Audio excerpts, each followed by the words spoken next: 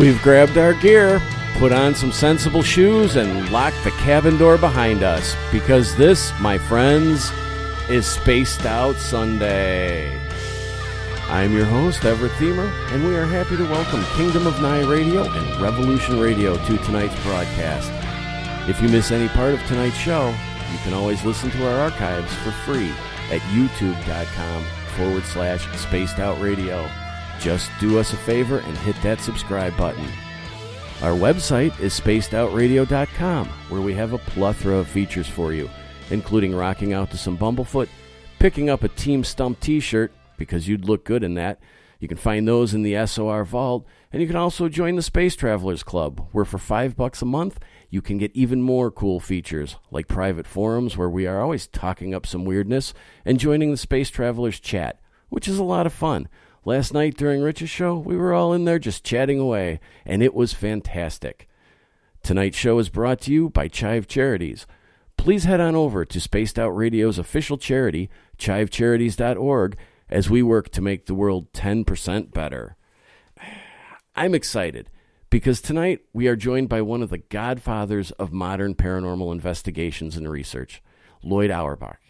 His 1986 book, ESP, Hauntings and Poltergeists, a Parapsychologist Handbook, helped form how I, along with many of you guys and researchers still to this day, view and investigate the paranormal.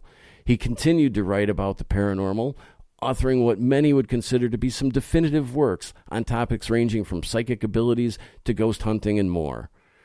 We could spend the entire show listing Loyd's media appearances. He's always in demand and has a lot to say, but he's appeared on dozens of shows and hundreds of radio shows, helping educate and inform people about the things we may not completely understand yet. He also has a firm interest in education regarding the paranormal, and his faculty credits include John F. Kennedy University, the Rhine Research Center, and Atlantic University. Not content with hard-edged research, Mr. Auerbach has a fun side too, entertaining crowds as a performing mentalist and teasing us with his love and knowledge of chocolate. And with the holidays approaching, we might have to explore that a little bit. Mr. Auerbach, I am so excited to have you. I have been a fan of yours since high school. Oh, thank you. It's a pleasure to be here with you. You know, one of the things, when we talk to a lot of different people, one of the things that fascinates me is how they got involved in the paranormal. Mm-hmm. And I'm always curious, as a kid, did you have experiences? What pulled you in this direction? Well, it definitely wasn't experiences. I grew up, first of all, my father worked for NBC, so I was a TV baby. I started watching television probably when I was 2 years old and had a TV in my room shortly thereafter. So I didn't have any rules on what I could watch, and I know from my parents and actually from later on, I watched these shows like The Twilight Zone and One Step Beyond, and especially a show called Topper when I was a little kid, which was about a guy with a couple of ghosts living in his house.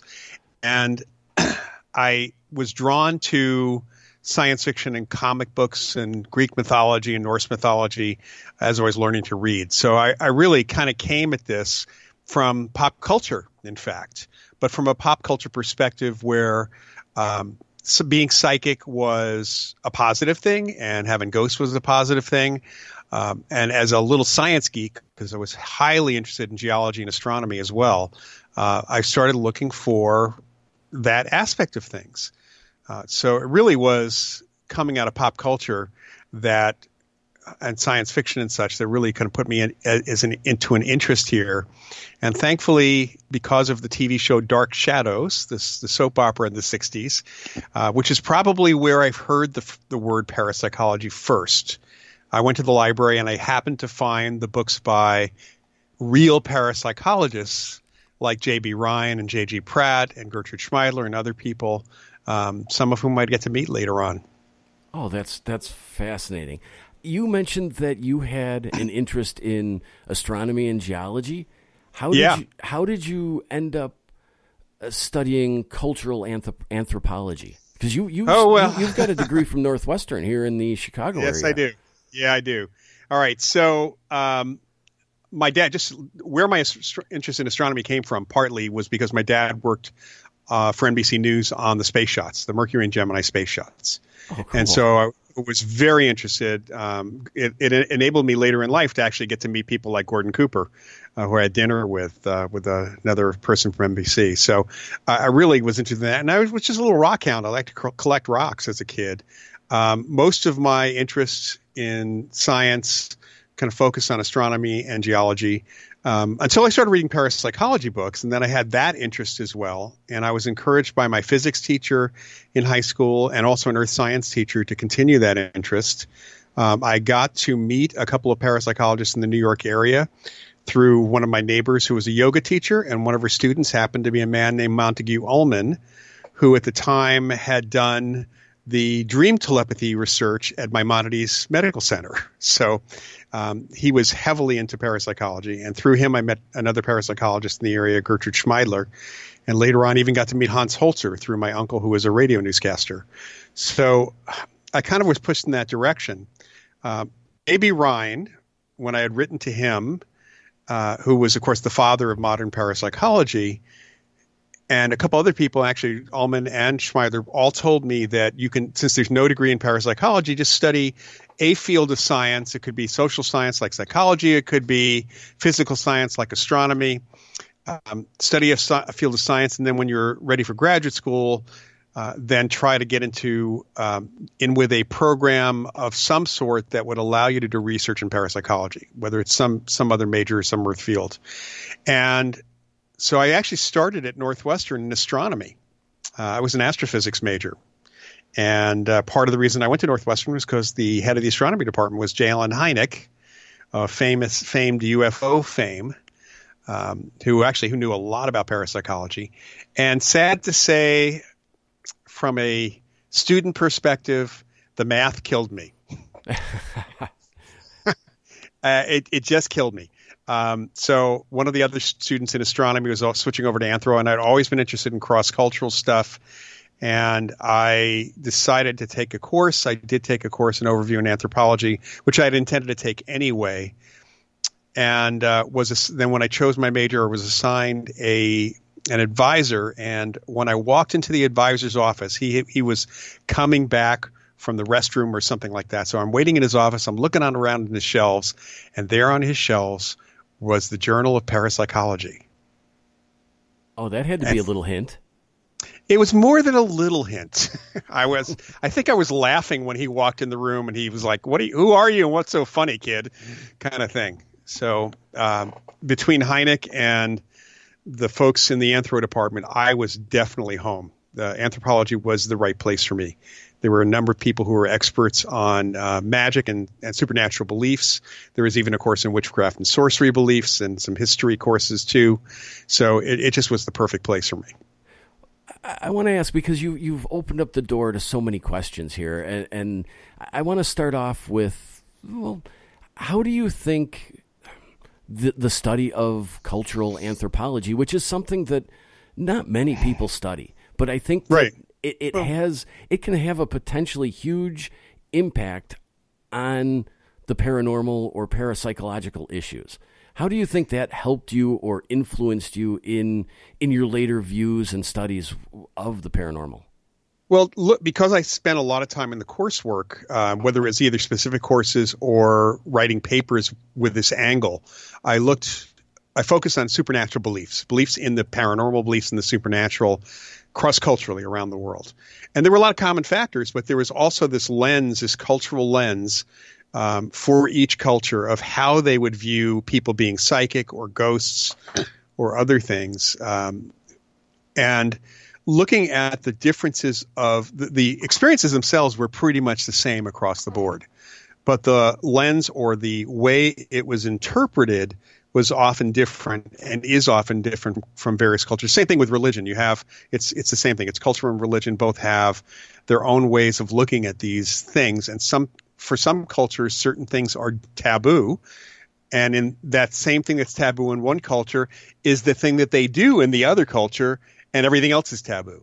So it really opened my eyes to looking at the root of what they're experiencing, and then stepping back and looking at the filters, the biases, the things that they've learned because of their culture. Okay. Do you think that somebody's culture or views or impact can affect their experiences with the paranormal? Absolutely. They certainly affect the way they interpret them and the way they react to them. It can also, we know that from research, we know that the biggest correlation between being psychic and the kinds of experiences you might have and those experiences is belief. The beliefs you have can shape your experiences.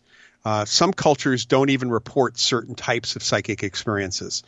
And they claim that they don't have those experiences, although that may be a reporting artifact in the sense that people might actually have them, but never tell anybody because everybody else says, well, that can't possibly happen. Well, that happens in Western society too, for that matter. Yeah, it seems to happen all the time. Yeah, it does. It does.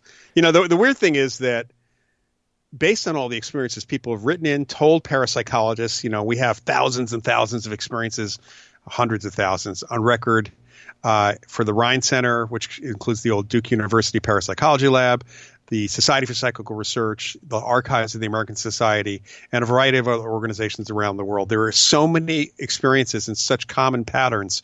For anyone to say that this is paranormal, it's actually not paranormal.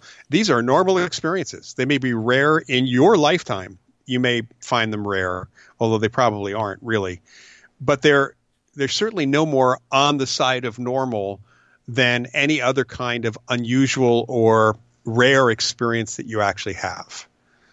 So it's part of the normal human experience to have these experiences. That opens up another question that I'll get to here in a minute. But what I wanted to touch on, because you used the term parapsychologist, and you mentioned that there really isn't, there are no technical qualifications for that term. Correct. Can you give us a little history of when the term first kind of came into use, and then maybe how you feel about what somebody's qualifications should be? Because there are a lot of people out there who have a ghost hunting group, and then they just slap that name on or that title on the end of their name. And sometimes I look at these people and I kind of feel like they're doing it just to get some maybe undeserved credibility. They are. That's the reason. That's why psychics in the 60s, 70s, and 80s, if you look in the yellow pages, for those of you who remember the yellow pages, when you looked under parapsychologists, because it was often a category in yellow pages, you would see psychics. You would not see researchers at all. So they were doing it because it sounded good. So a parapsychologist is someone who studies psychic phenomena and psychic experiences from a scientific perspective. We study parapsychology is the study of extrasensory perception, so information without the use of the normal senses or logical inference. We study psychokinesis, the idea that the mind can directly impact matter and energy, mind over matter, if you will, or mind-matter interaction, as we like to call it, and the concept that consciousness survives the death of the body, and there is a possibility it can communicate back from after death. So we're looking at how consciousness, the mind itself, actually interacts directly with the universe without the use of our normal senses or physical bodies. And what this means is, in some respects, if you take psychology meaning study of the mind, that's what psyche means, we're actually the ones studying the mind. They're studying behavior. We're studying how the mind interacts with the world. We're studying consciousness. They're studying behavior. And those are two slightly different things. So a parapsychologist studies, now we specialize in different things. There are many people in my field who do not believe in life after death. They are more materialists. And so they approach ghost experiences, hauntings, as purely ESP type experiences. So living people are involved, not dead people. And then there are those who, like myself, who can see that can happen sometimes. But we also have this category where it sure looks like, for some people, consciousness survives the death of the body and can interact with the living. So you have even different philosophies kind of even within the field, which is as it should be. You typically don't have everybody in a single field agreeing on everything. That sounds like a tough thing to investigate if you don't believe in life after death, because so much of what some of these people or most people investigate, they're looking for that evidence. Sure. And the way you've kind of described it, maybe a typical ghost hunter isn't truly a parapsychologist if they're just walking around with a K2 meter and looking for shadow people and EVPs. They are not.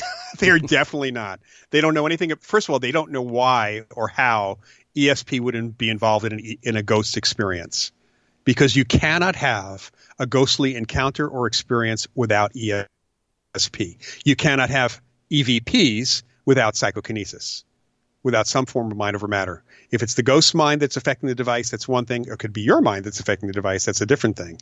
But you have to involve, in any of the survival phenomena, we're involving ESP and psychokinesis. Those things are involved. It's a lack of understanding of what is involved. How does a ghost see you? How does a ghost perceive you? How does a ghost hear you?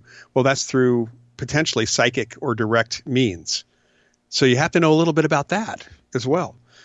Mediums communicate with spirits via telepathy. That's ESP. You got to know something about that.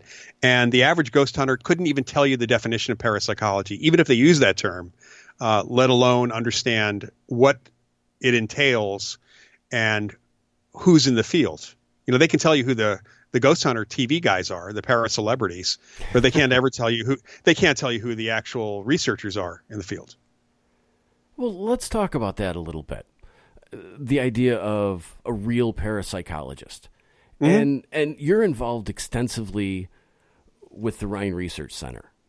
And yes. I would say that they are probably one of the premier groups in educating about true parapsychology. Yeah, and actually, going back to your question about when parapsychology as a term came in, Max Dessoir, who was a Frenchman in the late 19th century, came up with that term. At that time, and even to this day, people will often alternatively use the term psychical researcher, because the Society for Psychical Research started using that phrase, and people will often use that term psychical researcher. It was actually J.B. Rhine and his wife Loyd Rhine and William McDougall, formerly of Harvard, who started. McDougall brought the Rhines with him when he moved to Duke University in the late 1920s, and the Rhines established the parapsychology laboratory at Duke. And so it's really the early 30s when it really came into play. And for the most part, people think the term parapsychology refers to laboratory research, but it actually doesn't, because we're also dealing with field research or field investigation, looking at people's experiences outside the lab. And in fact, J.B. Rhine focused on lab research. Loyd Rhine focused on people's experiences outside the lab, real life experiences. So it's really the meshing of the two that came in. Okay. How do they blend those? Because it seems like there would be such a control difference between something in the lab and somebody who just maybe seems to have some psychic abilities or they're having some minor experiences. It seems like that's almost two sides of it is two sides of the same coin, but they're entirely different scenarios to test and challenge. They are, but I mean, this is where we are. The Rhine Center actually has an education arm, which is through which we offer these courses in parapsychology. And this is straight out of my intro class, that question. So when you talk about laboratory research, what are you studying? I mean, how do you even come up with a question to set up an experiment? Well, you do that by looking at people's real life experiences, what they're experiencing, and then take that idea and bring it into the laboratory and add controls onto it. So people who claim that they could pick up thoughts of other people, how can we test that? And you develop an experiment to look at that kind of situation. People who claim that they can tell the future, how do you test that? So people have the experiences in real life. You take those experiences, you bring them into the laboratory, you set up controls and artificial situations for the most part. And then what you learn from those experiments, you can then bring it out to real life and say, oh, here's what's going on. Here's what we've learned in the laboratory.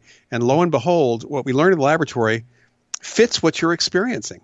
So it's a symbiotic relationship. One cannot exist. I guess real life experiences could certainly exist without the lab research, but the lab research could not exist without the real life experiences. With the lab research, I think of me taking a test.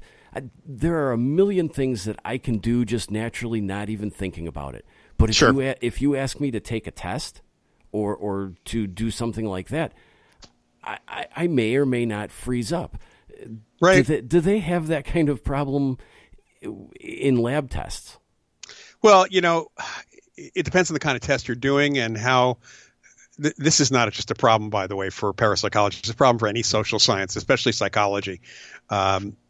When you bring somebody in for an experiment, if they volunteered, they usually have an interest in that, and that's something that has been the case in parapsychology experiments.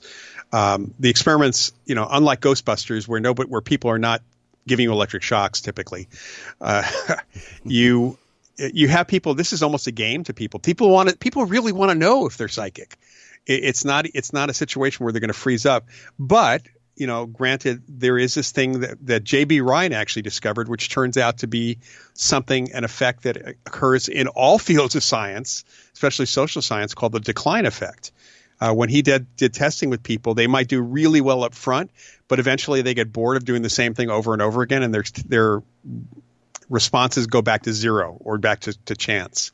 So we see that effect kind of coming through in just everything. So it's really partly, though, about the experimenter. If you have a friendly experimenter, it's easier for someone to do an experiment. If you have a guy who's like white coat and treating you like, a lab rat, you're probably not going to necessarily freeze up, but you won't do well. And that's a purely psychological experimenter effect that we deal with. And we have about 30 seconds left before we have to go to our first break. You mentioned that's a psychological effect. Is that something that they face often? Is it a challenge to get results when people are maybe freezing up a little bit? It can't. I mean, there's a psychological impact on the experimenter between the experimenter and the participants, and so that can be a problem, and that is something we have to look at certainly when we're setting up the experiments. Okay. Loyd, I'm going to ask you to hold on for just a minute because we are going to step out for our first break. And when we return, we're going to continue talking about Loyd's work at the Rhine Research Center. We'll be right back on Spaced Out Radio. Looking for the stories of the strange and weird that you will find hard to find anywhere else? Check out the SOR Newswire on our website. Our writers, led by Captain Shirk, are scouring the world for the oddest and most bizarre stories we can find. Everything from weird crime to suspenseful and paranormal. We're working hard for you to bring you the most intriguing news of your day. Check out the SOR Newswire at spacedoutradio.com today. Hey everybody, the SOR Space Travelers is open. For just $5 a month, you can hang out with Dave and our crew privately in our members-only section. With your signing, you'll receive newsletters on what's going on with Spaced Out Radio. You'll have direct contact with the host during the show in our chat, live streaming videos, and a great forum for your posts and more. Become a space traveler now at spacedoutradio.com.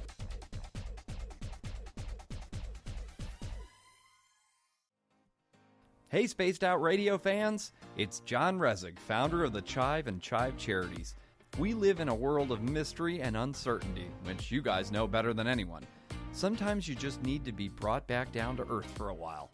One of the best ways to stay grounded is to help out with your fellow earthlings, and there's no more rewarding way to do that than to give through CHIVE Charities. Unlike many organizations, we don't necessarily aim to save the world, cure disease, or change the course of history.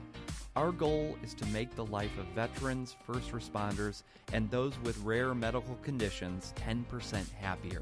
We do this by donating one grant item, ranging from vans to therapy programs to prosthetic limbs, to those who need it most. CHIVE Charities is nothing without our donors, an amazing group of underdogs helping underdogs. To contribute to Spaced Out Radio's official charity, head over to chivecharities.org and become a donor today. Are you addicted to the woo? Good, me too.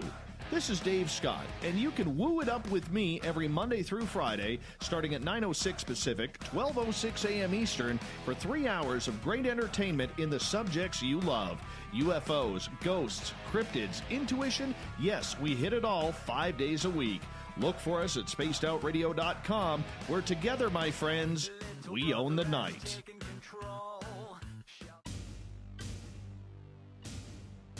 You wanted new SOR gear, and now you can have it. The SOR Vault is fully stocked with t-shirts, hats, hoodies, mugs, and everything in between, with great logos for you to choose from. So head on over to spacedoutradio.com, click on the SOR Vault, and go shopping. Pricing is quite affordable, and you can look good representing your favorite show. So go to our website and pick up your new SOR wear at the SOR Vault today. A timepiece is a reflection of who you are, and what better way to show off the real you than with an Escape watch? Escape is a lifestyle brand accessorizing your days and nights. Choose to escape and create the life of discovery that you deserve. Dream, play, unite with your own personalized Escape watch. Head to escapewatches.com. There is no time like the present to enjoy your escape. Use promo code SMF2017 for your 20% discount today. Move over, brother, and let me own Saturday night. This is Rich Giordano, and I'm inviting you to tune on in to Spaced Out Saturdays starting at 9 p.m. Pacific, 12 a.m. Eastern, where I'm going to bust open the lids on everything paranormal. Why? Because we want answers, and I'm the guy who's going to deliver those answers to you. Join the chat rooms, and we'll see you this Saturday. Just be there. No, really. From the heartlands of Canada to beards around the world, we know how to take care of you. Fill your follicles with the Mighty Moose Beard Oil. All our oils and balms are handmade and 100% natural ingredients because we care about your beard. And hey, use the promo code SOR2019 and get your Mighty Moose Beard Oil today. You can check us out on our website, mightymoosebeard.com.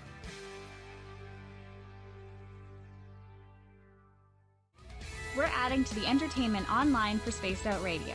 I'm Amber Beckrud, and I want to invite you to subscribe to our YouTube channel and check out Cryptid Tales, where I will take you on a journey into some of the strangest legends and lore from around the world, relaying the stories to you of the strange creatures and experiences that people have had throughout time. You can find Cryptid Tales at youtube.com/Spaced Out Radio, and while you're there, don't forget to check out our free archives and leave a comment. See you there. Heading to Vancouver and looking for some great nightlife? The Moose Vancouver is the place to be. Catch a game on one of the big screens, or just come rock out to your favorite 80s and 90s hair bands. Great food starting at $6.95. The Moose Vancouver is open until 2 a.m. nightly. It's easy to find near the corner of Nelson and Granville. The Moose Vancouver is the official rocking bar of Spaced Out Radio. Looking for something new to push your limits? Look Beyond the Spectrum, a new docuseries featuring some of the best researchers in the world when it comes to everything from UFOs, government cover-ups, and strange humanoids. Truth seekers Stephen Bassett, Jeff Meldrum, Jack Kasher, and Stanton Friedman, among others, all chip in to bring their knowledge to you. Beyond the Spectrum can be found on Amazon as well as Tubi TV. Tell us what you think on our Amazon page.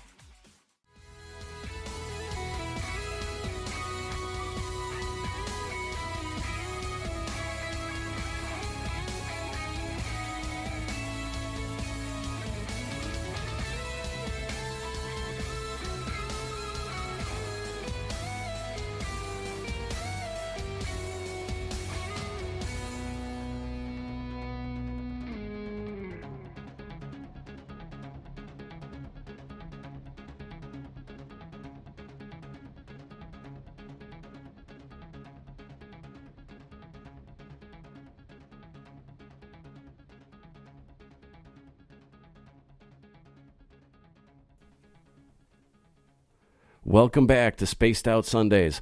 I'm your host, Everett Thiemer. Thank you for spending your evening with us. Don't forget, if you've missed any part of the show, you can check out our archives, and they're always free at youtube.com/Spaced Out Radio. Just do us that favor and hit the subscribe button. Our website is spacedoutradio.com, where we have a plethora of features for you, including rocking out to some Bumblefoot, shopping in the SOR Vault, and there are some fantastic things in there. Joining the Space Travelers Club, checking out Captain Shirk's SOR Newswire, and so much more. We're talking with Loyd Auerbach, and prior to the break, we were talking about the Rhine Research Center. And Loyd, you're involved in some things there, and I was wondering if you could kind of tell us what you're going to be doing there, and Sure. and what they're up to lately. So I'm on the board of directors. In fact, I was just in North Carolina a couple of weeks ago for a board meeting. So I consider that the board, of course, like any nonprofit, we advise for fundraising. We advise the activities of the organization. John Kruth is the executive director of the Rhine Center, and he's a researcher in his own right. And he has been doing research, and others through the Rhine have been doing research based on very small grants. They could always use more grants for supporting us. They're doing healing research. The coolest stuff they're doing right now is with biophotons, bioenergy research, which, cool.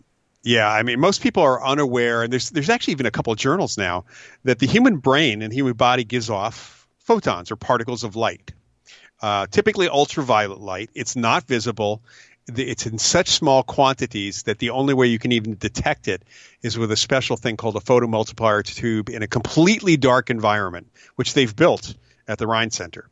And so what John has been doing is looking at how people who are healers and martial artists who claim they can play with energy, how they might increase their output of photons, biophotons. That's not an intentional thing. They're trying to do their thing, whatever it happens to be. And can this be detected? And lo and behold, it can be detected. Yes, in fact, they are doing that. This is the bizarre thing, is that there's a healer, for example, named Ed Edwards, who they've been working with for quite some time. And when he activates his abilities, it goes from 1 to 5 photons per second to, in one instance, it went close to 1 million biophotons per second. So that's not a small increase. There's something else going on in his body. And there have been martial artists who have been able to do that as well. So this is a really interesting phenomenon because it shows that something about the body reacts at that level of existence, that level of size. Something about our body reacts when we intend to do something, even if it's not necessarily to increase the biophotons, something happens. And this is important for psychokinesis research, for looking at the healers. Can they actually do anything? So those are elements of the research that they're doing there. John is also doing some research, and some of the others doing research on psychokinesis, which is one of my favorite topics. I've done research in that area myself over the years. And they're looking always at research on belief and how it influences and affects people's psychic abilities. They do, just general testing and some other things as well.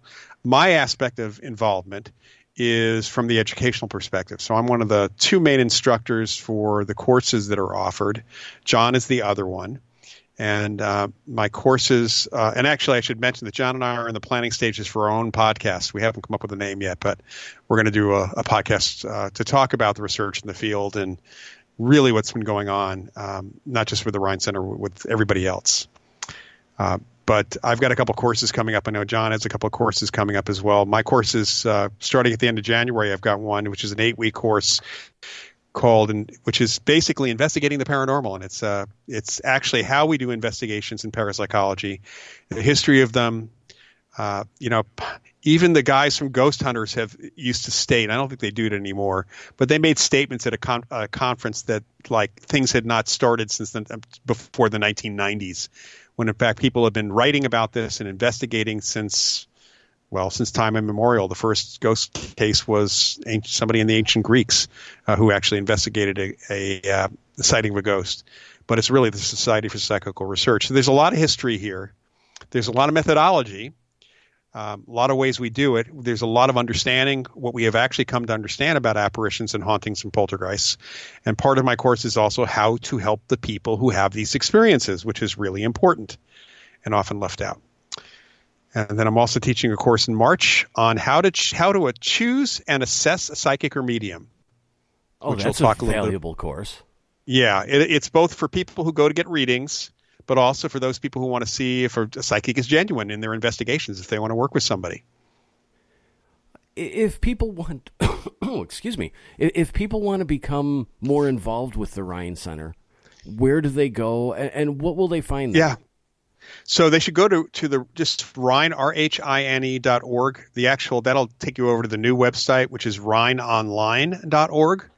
And there's an awful lot there. We do have a membership, which is actually really cool because what you get with your membership, honestly, is not only discounts on the courses, you get research briefs, you kept up on top, they keep you up on the research. There are monthly speakers that the Rhine actually brings in, and they do stream those on the web. So you don't have to be a member to do that, but members get benefit for that. There is a really good media library, over 100 videos. There's speakers who have come to the Rhine over the years. A couple of them are actually up on YouTube or on the Rhine Center for free, but there's an awful lot behind there. There's they have an incredible research library. They do community activities, of course, in North Carolina, but being a member of the Rhine is not only supporting the research and the activities of the organization, but it's really keeping yourself involved in the field as well.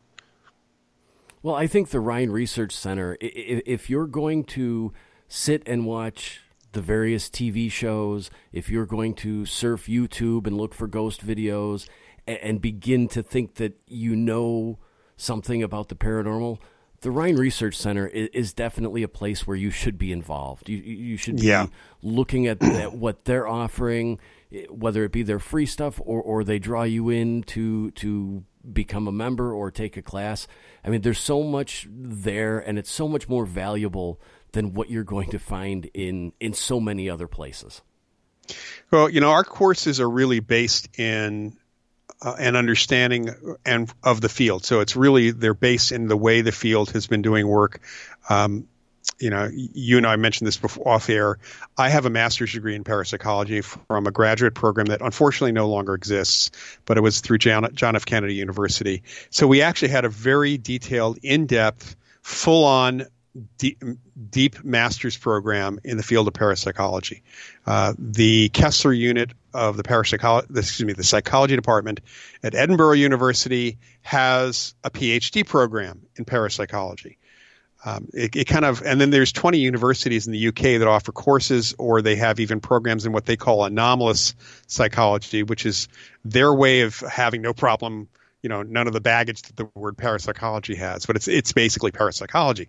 So when I hear some of the people in the ghost hunting community claim that there are no experts, and B, that you can't learn this stuff, and then they turn around and offer their own courses and try to become major speakers at the ghost conferences, they're incredible hypocrites in so many ways.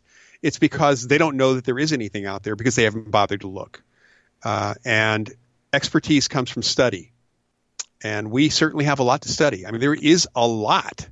We have a huge amount of backlog of literature in this field. It's not like there's nothing there. There's a ton of stuff there. And there's a ton of stuff specifically on field investigations and apparitions and hauntings and poltergeists going back to the 1880s. So it's just some of which, by the way, and I'll just mention this, if people are really interested, there's a lot of free books and journals from before 1924 at the Internet Archive. It's archive.org, and you can find stuff there for free. Oh, cool. Tons and tons of material that's there. I've downloaded hundreds of books from the late 1800s and the early 1900s and journals and things. And yeah, there are ghost books. There's even a book called Historic Ghosts and Ghost Hunters from the early part of the 20th century that's there. That's free. Oh, I'm going to go check that out. It's very cool stuff. Yeah. Now, let me ask you, how did the parapsychology coursework develop at John F. Kennedy University? Because it is one of those courses or degrees that, I mean, there are so many people out there that say, well, there's no degree offered in parapsychology, so you can't be an expert. You know, how did that come about? And I know that University of Edinburgh still offers their PhD, like you mentioned, but right. The Kennedy one disappeared, and it seems like there aren't that many popping up to replace it, or any to replace it. So there's a couple of things here. First of all, the program developed in the 1970s, and the 1970s. This is before the end of what was called the occult explosion in publishing. From the late 60s to the late 70s, you couldn't go to any bookstore or any airport bookstore or any supermarket checkout stand and not see books by psychics or witches or about all sorts of things about the supernatural. I mean, everything was – the mass market paperbacks were out there, and they were all over the place. It just was everywhere. And so there was this interest. That's when In Search Of actually happened in the 1970s. And there was even a TV show in 72, 73 called The Sixth Sense with Gary Collins playing a parapsychologist from a university. So there was a real interest in mainstream television. There was an interest in the press. And it was a more serious interest. It wasn't just about ghosts. It was about all aspects of psychic phenomena.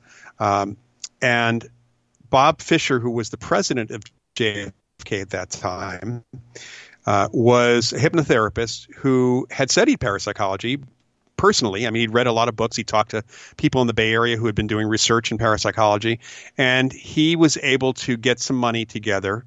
And then the Parapsychology Foundation itself stepped in and was able to put some funding towards a chair of parapsychology and the development of a program, which is a Master of Science at JFK, which had a true basis in the science of parapsychology.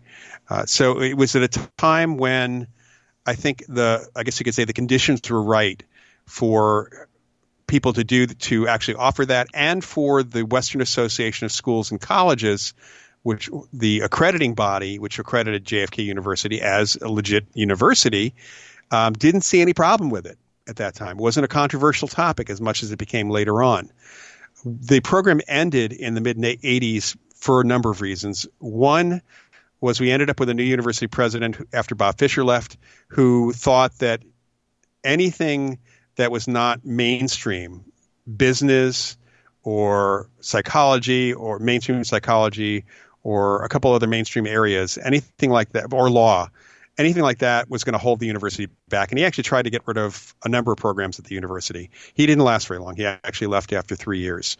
So that was going on politically within the university. And then our main funder, we had an outside funding source because the parapsychology grant from the foundation had ended. But we had a private donor from a commercial real estate company in the Bay Area who was interested in the subject and was funding the backup of the program. Academically and otherwise. And because of what was going on with the commercial real estate in the 1980s, there was a crash and he lost his business. We lost our funding. So because of those two things, the program was gone from there. Since the late 1970s, though, the other thing that's happened is the rise of the organized skeptics, the Committee for Scientific Investigation of the Claims of the Paranormal, which is now the Center for Scientific Inquiry. And the PsyCop folks who were true disbelievers and had not a skeptical agenda, but to this day they have a disbelief agenda, a debunking agenda, which is different than skepticism. And they have made inroads into many aspects of academia. And because of their overt making fun of people who have these experiences. I mean, the very fact that they use the phrase woo-woo whenever they're talking about anybody who has a psychic experience is going to create a problem within universities for academics to actually speak out. There's no funding for a program these days because the funding sources have either gone away or they have gotten very nervous because the field has gotten so controversial because of these skeptics' constant attacks on the field. And that's why there's really no program in the United States. If you could come up with a couple $1 million and offer it to a university, and because of the economics of a typical university, they wouldn't offer the program unless you gave a lot more money that supported the university as a whole. Okay. Atlantic University actually tried, and we could not get the accrediting body because it was going to be an online-only program. We could not get the national accrediting body to even review the final proposal because they said it was too controversial a topic. Oh, that's really disappointing. That's sad, actually. And I want to talk to you about the whole skeptic sort of denier kind of group over there. And I will be honest with you, for a brief period of time, I was a member of that sort of skeptical. I wouldn't even call it skeptic. They were flat out just ready to dismiss everything. Yeah, right. Right. But before we go down that road, I want to ask you, with the sort of the dying of these academic courses, do you think that the state of the media, and we'll talk about that later in the program too, but do you think that today's media sort of is influencing that, in the sense of, I mean, everybody is interested in it, but not really seriously. They want to say they're serious, but they're not. Right. And yeah, they're willing to read it. Go ahead. It makes a difference. I mean, they're willing to read a website, or a blog, but they're not willing to read a book. Yeah, that's pretty obvious. They want to be a demonologist or a ghost hunter or whatever title they want to give themselves.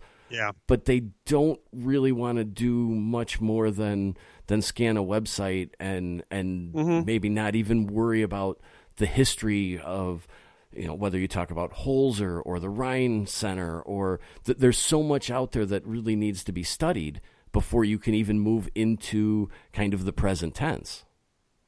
Yeah, it's a really sad. It's a sad state of affairs. I mean, it really is a very sad thing. And there are a lot of people who are interested. If you had an academic program that was online, you might have some luck with getting some people. But bringing people from all over the country, that's one of the problems JFK had in general, is we did have enough students for the program. It was a very small group, though, because who's going to up and move if you're in graduate school? I mean, a lot of people are willing to go to different colleges for grad school, but most people are not going to uproot their lives when a program suddenly shows up. The average age of our students was probably 35, because the program hadn't existed, and we had a few. I was one of the younger students, so I was willing to go because I came pretty much right out of college.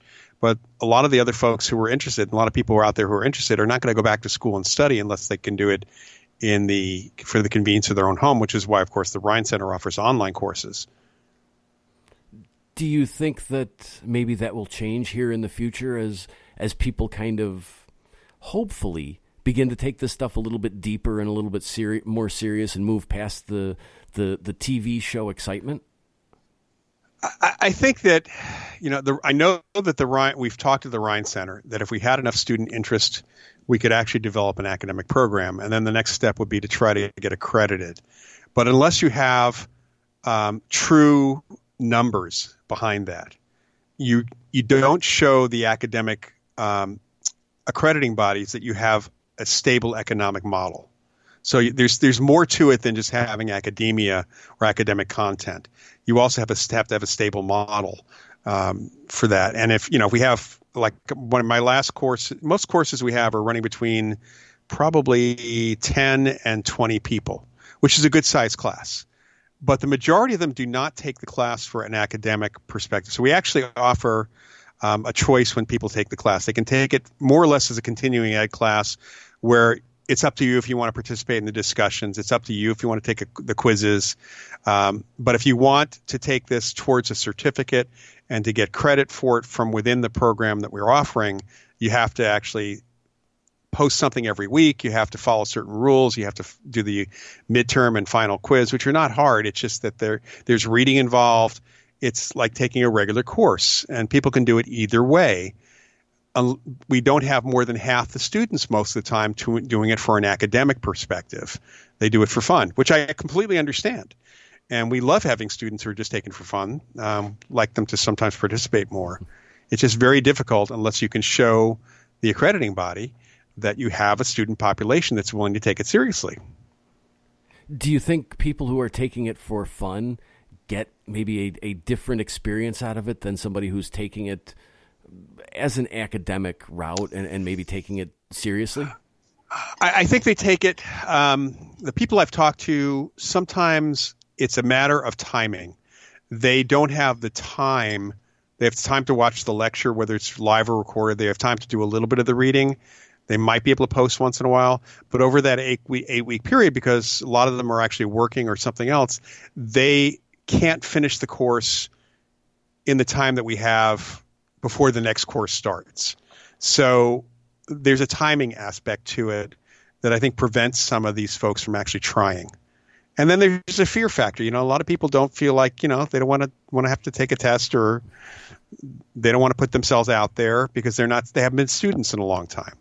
I think that if we had a course in an undergraduate, if a university has a course in parapsychology, then you're going to have students taking it if it's an elective, or if it's an alternative to something else they can take. If it's something that can fulfill a requirement, especially, you definitely will have students. I mean, there's no question about that. And there are supposedly, I believe there are a few schools out there that still have a course, but sometimes it's a skeptics course, not a legit course from our field. Well, we got about 2 minutes before we have to go to our next break. What we talked a little bit about skeptics, and what would you say to the typical skeptic / denier, and what kind of damage do you think they've done or do to the paranormal fields? Well, they've certainly done damage in academia by making fun of anybody, making it uncomfortable for anybody expressing an interest. I knew one person who actually got fired from a university. He was an adjunct professor. He got fired because of his outside interest in activities in parapsychology. And he could have sued for wrongful termination, except that he had a wife who was still working at the university at a pretty high-paying job. So he didn't want to do that. There are people, essentially, what can I say to these people? It depends on what they're saying to me. I mean, honestly, one of the things that happens when I lecture to this day, even though he ended the challenge a few years ago, I still have people saying, well, why isn't anybody taking the $1 million challenge from James Randi, the amazing Randi? So, well, nobody's doing it now because it's just not being offered. People didn't do it before because really good people, legit people, if you read the rules and even the application, you'd be crazy to take it because of what he requires. Even if you win the $1 million, actually, especially if you win the $1 million, he owns your ass at that point. So it was one of the psychics I work with. She said it's not worth $1 million, 10 million maybe, but she said not one. Oh wow, James Randi has since retired, has he not? More or less, yeah. I don't think he's in the best of health these days. Yeah, I know there are several of them still out there, not getting nearly as much prominence as they were at one point in time. But they're still out there, and they're still, quote-unquote, debunking. And some of them do it. There was an article in the Skeptical Inquirer in reference to an overview of the evidence for ESP in a psychology journal. And the two people who wrote that article for the Skeptical Inquirer explain why the article is basically full of holes and that ESP violates all sorts of physical laws. And they admitted up front that they never read any of the research. Oh, fantastic. And then they're both psychologists. Then they went on to explain through why this violates certain physical laws. And to his credit, there's a skeptic named Gordon Bonnet, I believe is his name, who wrote a rebuttal to their article saying, you guys don't know anything about physics, pretty much. And he went through the exceptions to the rules of physics that would not necessarily account for ESP, but clearly showed that they didn't even know, the basic laws of thermodynamics that they were quoting as being a problem. So they didn't know the parapsychology research and they didn't know the physics. Oh, and that's bad. That's all I can say is that's bad. With that, Loyd, I'm going to get you to hold on for just a second, and we are going to step out for just a quick break here on Spaced Out Sundays. Okay. John Resig here, founder of CHIVE Charities. And just like you, we have a penchant for the uncommon, the overlooked, and the off-the-cuff. CHIVE Charities operates a bit differently than most organizations. We listen to our recipients to find out exactly what they need, and then we give it to them. We provide people with rare medical conditions, veterans, and first responders with grant items that will make a direct impact on that person's life. We don't just forget about our recipients when the van or the wheelchair has been delivered, though. Our recipients are part of our CHIVE Charities family for life. By becoming a donor with us, you could be a part of that family too. And our listeners of Get your horns up with me on Spaced Out Radio. This is Ron Bumblefoot Thal. Come tune in to SOR where you can hear me rock out with Little Brother Is Watching, the official theme song of Spaced Out Radio. And then come on over to bumblefoot.com where you can find out about my tour schedule, my music, and everything else. Bumblefoot.com keeps you up to date on what I'm doing and the best way to stay in touch with my music and music camps. Sign up for my newsletter at bumblefoot.com and remember, Little Brother Is Watching. So, you love talk radio? Then you'll love TalkStreamLive.com. TalkStream Live is always on, 24/7, with the best streaming talk shows. Find your favorite talkers and discover some new ones. It's free, readily available online or on mobile with any smartphone or tablet. Finding your favorite talk shows all in one place has gotten a whole lot easier. Just go to TalkStreamLive.com. Be sure to download the free apps from Google Play or the iTunes App Store. At spacedoutradio.com, we have a little bit of everything for you to stay up late. So while you're there, check out our SOR Newswire, where our team brings you stories of the weird and strange to the WTF from around the globe. News on Bigfoot, UFOs, paranormal, Darwinian-type crime tales. It's the stories that the mainstream media usually won't touch. Well, we got them all on the SOR Newswire, only at spacedoutradio.com. Visit purpleplates.com today. For over 40 years, the Purple Energy Plates have been delivering amazing results for their many customers. Inspired by the great genius Nikola Tesla, the harmony, healing, and energetic effects of the plates have proven over and over to be beneficial and often miraculous to thousands of customers.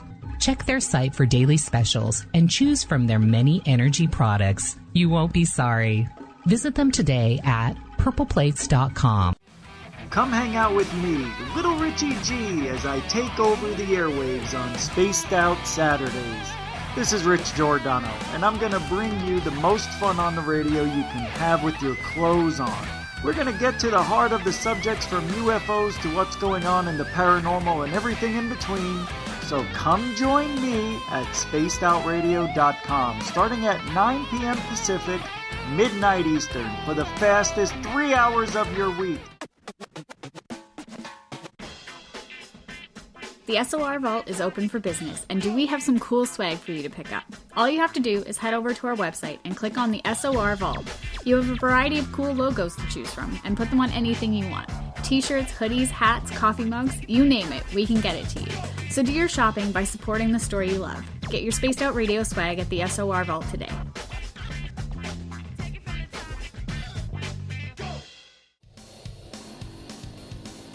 We all know on Spaced Out Radio we love a good beard and mustache, so why not take care of your facial hair with Mighty Moose Beard Oil? Made in Canada, we're taking care of beards and stashes around the world. We use 100% natural ingredients with our oils and balms to make your whiskers feel silky smooth. Use promo code SOR2019 at MightyMooseBeard.com today. Looking for something new to push your limits? Look Beyond the Spectrum, a new docuseries featuring some of the best researchers in the world when it comes to everything from UFOs, government cover-ups, and strange humanoids. Truth seekers Stephen Bassett, Jeff Meldrum, Jack Kasher, and Stanton Friedman, among others, all chip in to bring their knowledge to you. Beyond the Spectrum can be found on Amazon as well as Tubi TV.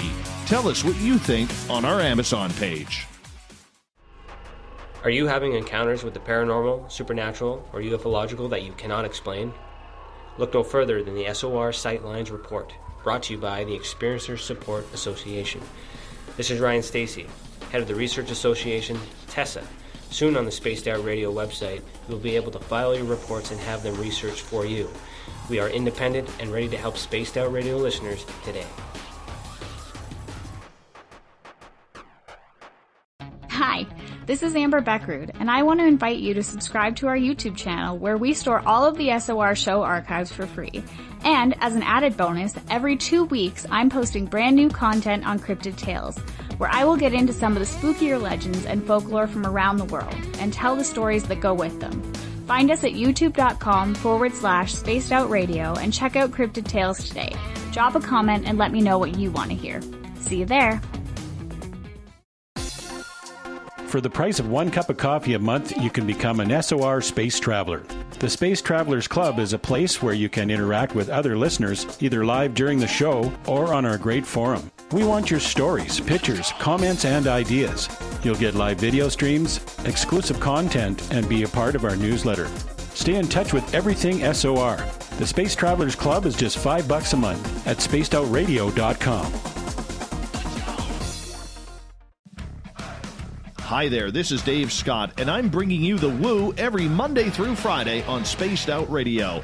I'm going all out to bring you the strangest, oddest stories and subjects I could find for your entertainment. Why? Because when we hit peak Woo, I know I've done my job. So come tune us in at spacedoutradio.com, 9:06 Pacific, 12:06 a.m. Eastern, and together, my friends, we own the night.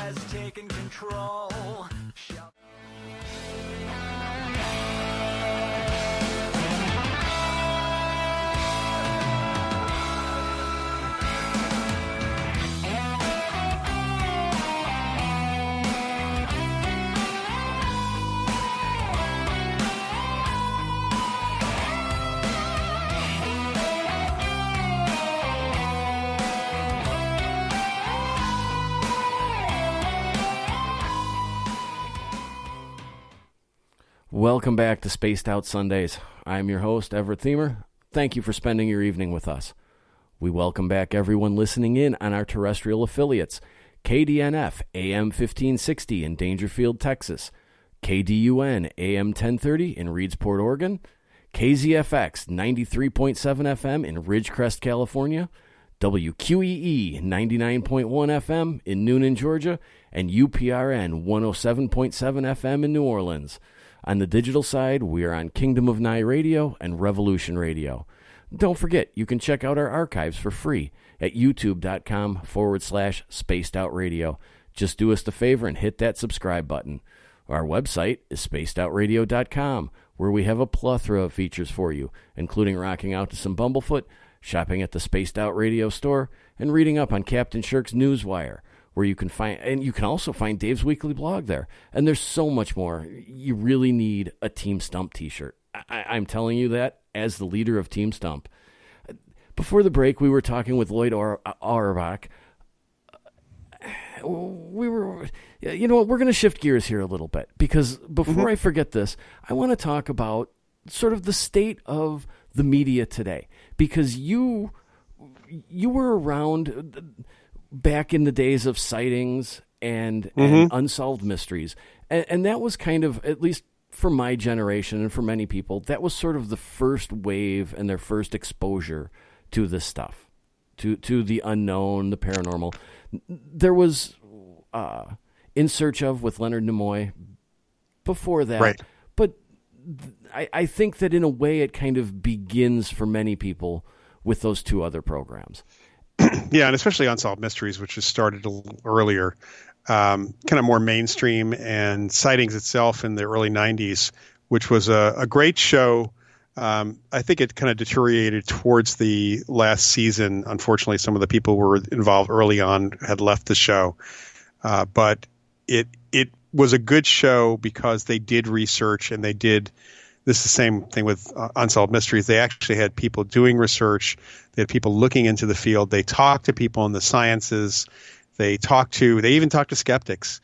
So it really was about understanding the phenomena, understanding the experiences. And the segments Sightings did, for example, on ghosts, were done in the way that we actually look at this stuff, in the sense that people are having an experience.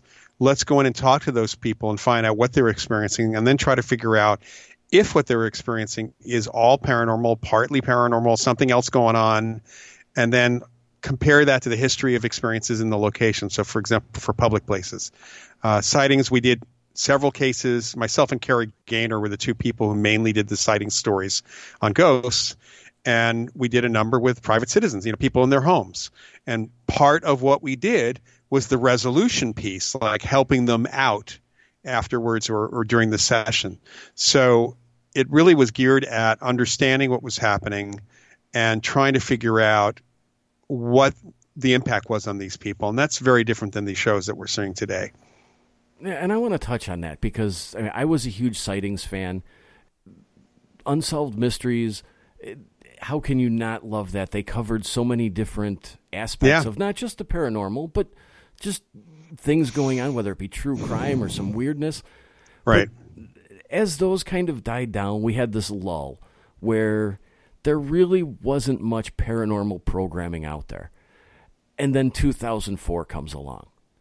And you sort of get not quite an onslaught, and it's not like they hadn't been around, but all of a sudden it seems like I would say that 2004 was sort of the beginning of the era we're in today. Yeah, I would say that that's the case. And that was also, you've got a few years of development of reality TV in general. And it's not some historians of media, especially television media, would say if the writer's strike hadn't happened in 1988, we probably wouldn't see the reality shows that we see today, because it was really the writer's strike in 88 that left the networks without programming, and they couldn't do a show that was scripted. So they started looking for unscripted shows, and the unscripted shows cost them a lot less money. They realized, so why not continue that trend? And then that and the rise of all the cable networks like Discovery Channel and all the others, where they're trying to fill 24 hours of programming. And they can't do it with a lot of money because they had very little. It's not like they had Netflix back then or Amazon Prime. They had very little money. And to this day, the reality shows don't have a big budget at all, unless you're Mark Burnett. His shows have big budgets. So it really was this kind of confluence of we need more programming. What aspect haven't we tapped? My colleague Barry Taff, who was one of them. He and Carrie Gaynor had done the Entity Case, which became a novel, a somewhat fictional novel, and a highly fictionalized film back in the 80s. Barry was approached by, tells the story of being approached by Pilgrim Production, the people who produced Ghost Hunters. And they, even asked him flat out if he'd be willing to fake things, he says. I've been asked by producers that question over the years. And, I've backed away from projects that sounded like they were interesting, except for that if nothing happens, can we fake something? And it's like, only if we can tell people we're doing that, that's fine. I'm good with doing that for fun. And if you have a comedian, if it's a comedy show, I'm happy doing that too, but not otherwise. So that show decided not to use any parapsychologists. And they approached him before they approached the TAPS guys. And they approached a couple other people in the field, apparently, who were amateurs but well-versed in the field. And they decided to go with a couple of guys who had more interesting personalities. The early episodes of Ghost Hunters was focused on them, was not focused on the phenomena at all. That's true. It was very drama-centric. Yeah, that's right. Where was the shift? Because if you look at In Search of or Unsolved Mysteries or Sightings, there was a definite, I don't want to say academic or journalistic, but there was a serious study type approach to the topics. There were many shows in the 80s and 90s, and even to this day, on occasion, the cable networks and the other will do an episode or a special or a short mini series that has that more of that edge, more of a documentarian edge to it. I did a number of shows. I mean, sometimes they were a little bit weird in terms of the topic. I did one called Vampire Secrets, where we talked about psychic vampires. That's what I talked about. And folklore around that. And then, there are production companies that have integrity. And then there are production companies that are just trying to make something that'll get ratings.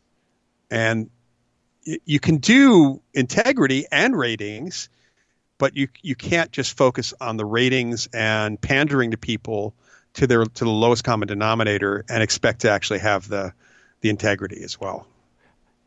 Are they continuing, or are they forced to ramp up sort of the scare factor on these shows today? Yeah, one of my folks just pointed me to a show that's coming on called Ghost Loops, where some team is going to find places where the ghosts are stuck and they're causing evil things to happen to the people who live there or work there. And so they're going to get those ghosts released and sent to the other side. And that's total BS. That sounds like it's not going to last. Probably not. Yeah. probably not at all. Yeah. Let me ask you this. These shows have been on now basically constantly since, 2004? Yeah, and there was a show before, one of the first shows in the early 2000s, I think it was around 2002, was MTV's Fear, which, that was a crappy show, and it was crappy for a number of reasons. One of which was they were making stuff up all the time for that show. But they've been on, and really, like you mentioned, Taps and Ghost Hunters. They've caught some things individually and in and of themselves that are very interesting, that seem to deserve some more study. But then it kind of gets put into their archives, and we never hear of it or see it again, and it doesn't go anywhere. Right. So, I guess this is a long way of asking, is the demon of today the ghost of 15 years ago? Because every show now has demons. Yeah, I'd say that's it. I actually, the ghost of yesteryear, of those early shows, is the shark of Shark Week. I mean, you think about it, Discovery Channel still does Shark Week, and people still watch the shark shows for an entire week. So sharks are demons of the sea. There we have that lead to, the whole thing. The demon thing is the scare factor. And I think that just people freaking out, people watching people freak out. There was a show called Fear Factor that was on where people, had to be put into boxes of insects and snakes and things like that. People were watching and eating that kind of show up. There is I don't want to call it entertainment because I don't find it entertaining at all. But it's human nature to watch people suffer. We wouldn't have had gladiator matches back in ancient Rome otherwise. So it's unfortunate that we focus on the negative. There have been a couple of shows that have focused on good or neutral ghostly experiences where the witnesses themselves would tell the story and they would reenact the story while the actual witness was telling the story. There have been some really good ghost stories that have been presented that way, but because they don't have that thrill or fear piece to them, they typically don't last very long, unfortunately. We've gone from, the cable channel onslaught of paranormal TV to sort of the YouTube generation, where now anybody with a camera can create a series or a show. And they seem to have learned from shows like Ghost Adventures, Ghost Hunters. Yeah, right. Do you think that that's going to damage the field in any way long term? Is it just it does? Go ahead. It doesn't damage the field of parapsychology directly. It does cause huge misconception in the public's eye as to when they look at the fact that we're studying these things as well. The misconceptions are often about the phenomena and the way we would deal with it, or we'd even investigate. But the real damage, honestly, is the people who have the experiences, because they have an experience in their home, and all of a sudden now they think because they've seen these shows that there's a demon in their house, and they react in fear when in fact there's nothing negative about the experience they had whatsoever.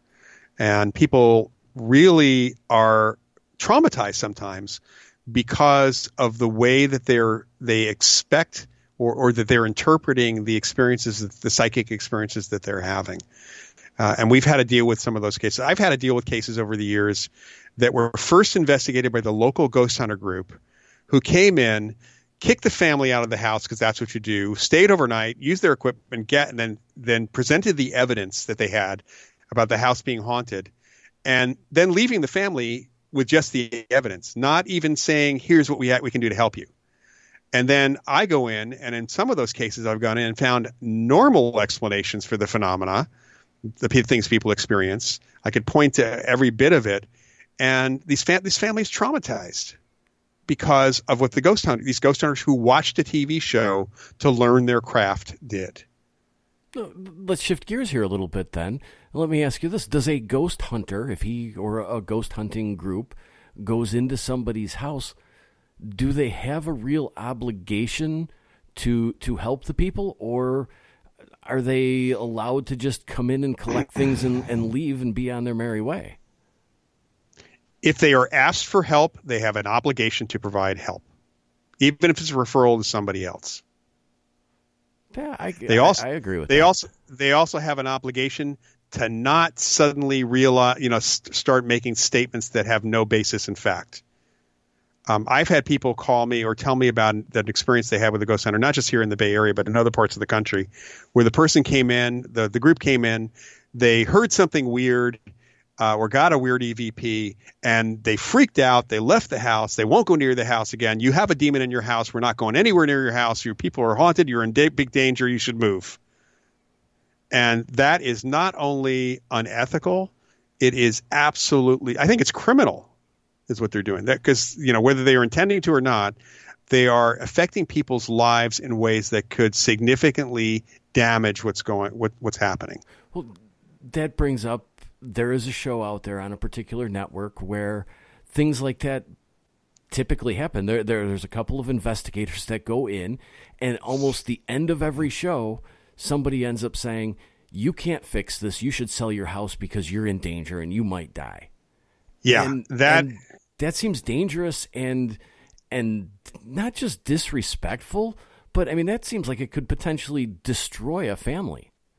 Yeah, and if the family hadn't signed the release forms, they would be able to sue.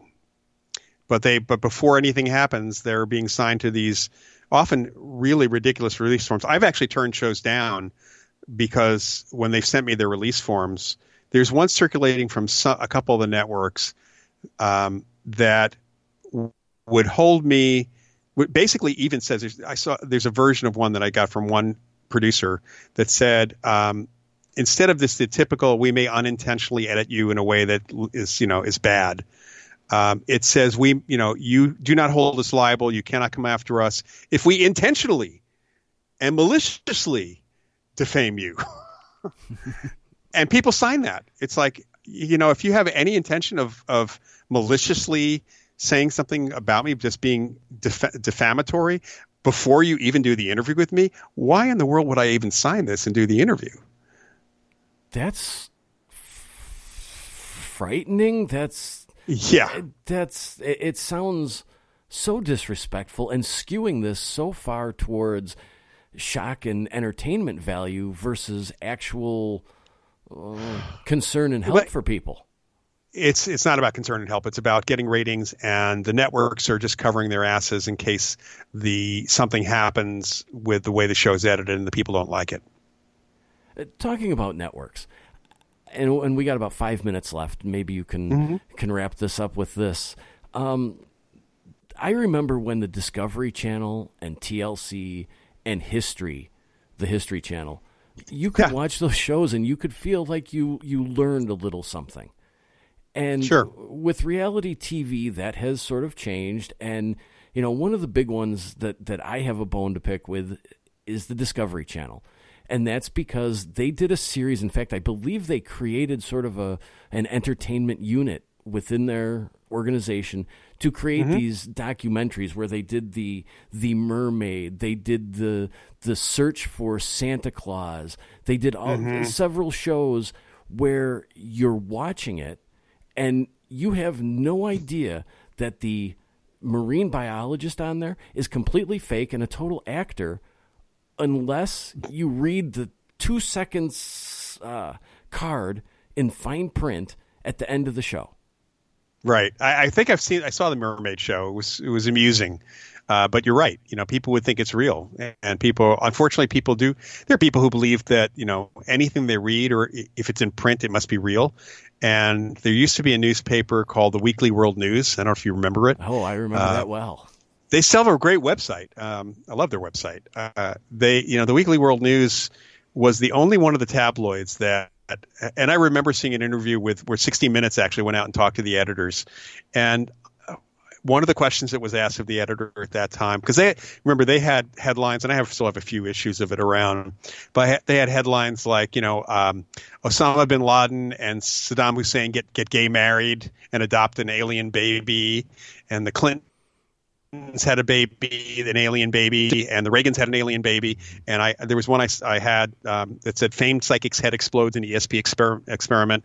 And, they have these wacky things. So they asked this guy, where do you get your ideas? Where is this coming from? And the guy looks like deadpans. We make it all up. So, and then he said, except for the stories about garlic and olive oil, those are true. Oh, the health benefits. Yeah. So, but there were people, I'd run into people that actually believed the stuff that they would read in the tabloids and read in the Weekly World News. They would believe these things as real because, hey, why would they print this otherwise? And so, so there is a segment of population that'll believe anything they see on the internet. That there are people who, if they read it on the internet, it must be real. And they don't ask questions. They don't look into things. And there's an awful lot of ghost hunters who just simply watch these shows and they pick the show that aligns with either a belief system or they like the people who are on it. And so that method or that way to investigate is the right way. But the other show over here, no, they're not doing it right, even though neither of them are doing it right at all. I mean, as a quick example, we do not investigate in the dark. Because people have experiences during all the day and night. It has nothing to do with darkness whatsoever. Nothing. But doesn't the darkness enhance the fear factor both for the investigator, potentially causing them to maybe create something that isn't there? And influence or affect the viewer who finds it much more entertaining to watch people investigate in the dark because something might pop out of the shadow. Right. From that perspective, you are absolutely right. From an actual, we're researching this question of what's there, that's absolutely wrong. So from a TV perspective, the spooky factor, if night shot cameras had not been developed commercially available to the consumer in the 90s, we would not be seeing all the dark stuff because they couldn't shoot anything. They'd need lights. That's true. I never really thought about it, but so many of the older shows, they're not investigating at night. No, or if they are, they get the lights on. I mean, I have to tell you, in the 80s, I worked with producers usually on news segments and other segments for shows, and even the 90s. There was even one guy who worked for Sightings later on who wanted to turn – we were at a place in the evening, and they wanted to turn all the lights out. And because he thought it would look spookier. And then the camera guy just said, that's fine, but there won't be a picture. And then he said, and television is a visual medium. Remember that? Loyd, with that, I'm going to get you to hold on for just a minute. And I'm actually going to go dig out my old copies of the Weekly World News because I remember the story about, Bigfoot fathered this woman's baby. And I believe like 10 years later, they did a follow-up on it. Yep. So, we will be right back on Spaced Out Sundays. Hey, space travelers, this is John Resig, founder of the CHIVE and CHIVE Charities. If you know anything about our website, you know we like to do things a little differently. We're not some faceless organization collecting money for a nebulous cause. Our donor dollars go directly toward life-improving items. Then we give those items directly to an underdog who needs it most. To become a donor with Spaced Out Radio's official charity, CHIVE Charities, just go to chivecharities.org/donate.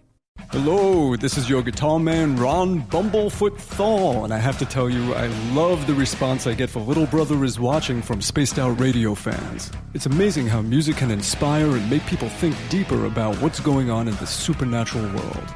You can head over to my website, bumblefoot.com, to check out my music, my guitar workshops, my touring, even check out some of the hot sauces that I'm working on. And make sure you keep on listening because with Spaced Out Radio, you know Little Brother is watching. We're adding to the entertainment online for Spaced Out Radio.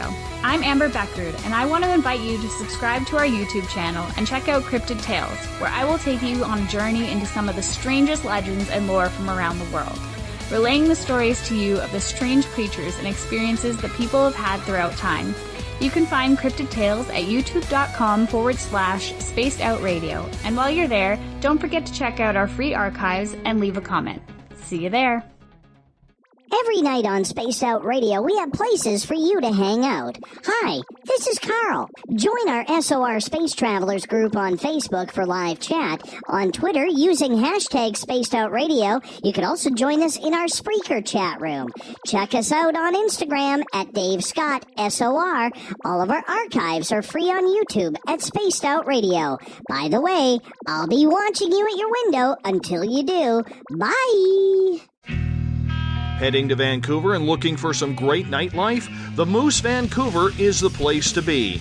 Catch a game on one of the big screens or just come rock out to your favorite 80s and 90s hair bands. Great food starting at $6.95. The Moose Vancouver is open until 2 a.m. nightly. It's easy to find near the corner of Nelson and Granville. The Moose Vancouver is the official rocking bar of Spaced Out Radio.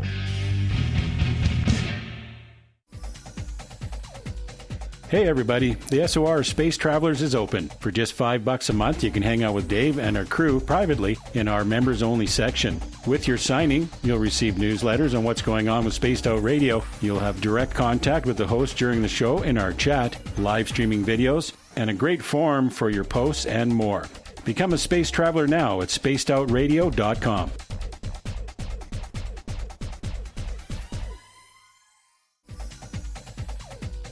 Hey everybody, the SOR Space Travelers is open. For just $5 a month, you can hang out with Dave and our crew privately in our members-only section. With your signing, you'll receive newsletters on what's going on with Spaced Out Radio. You'll have direct contact with the host during the show in our chat, live streaming videos, and a great forum for your posts and more. Become a space traveler now at spacedoutradio.com.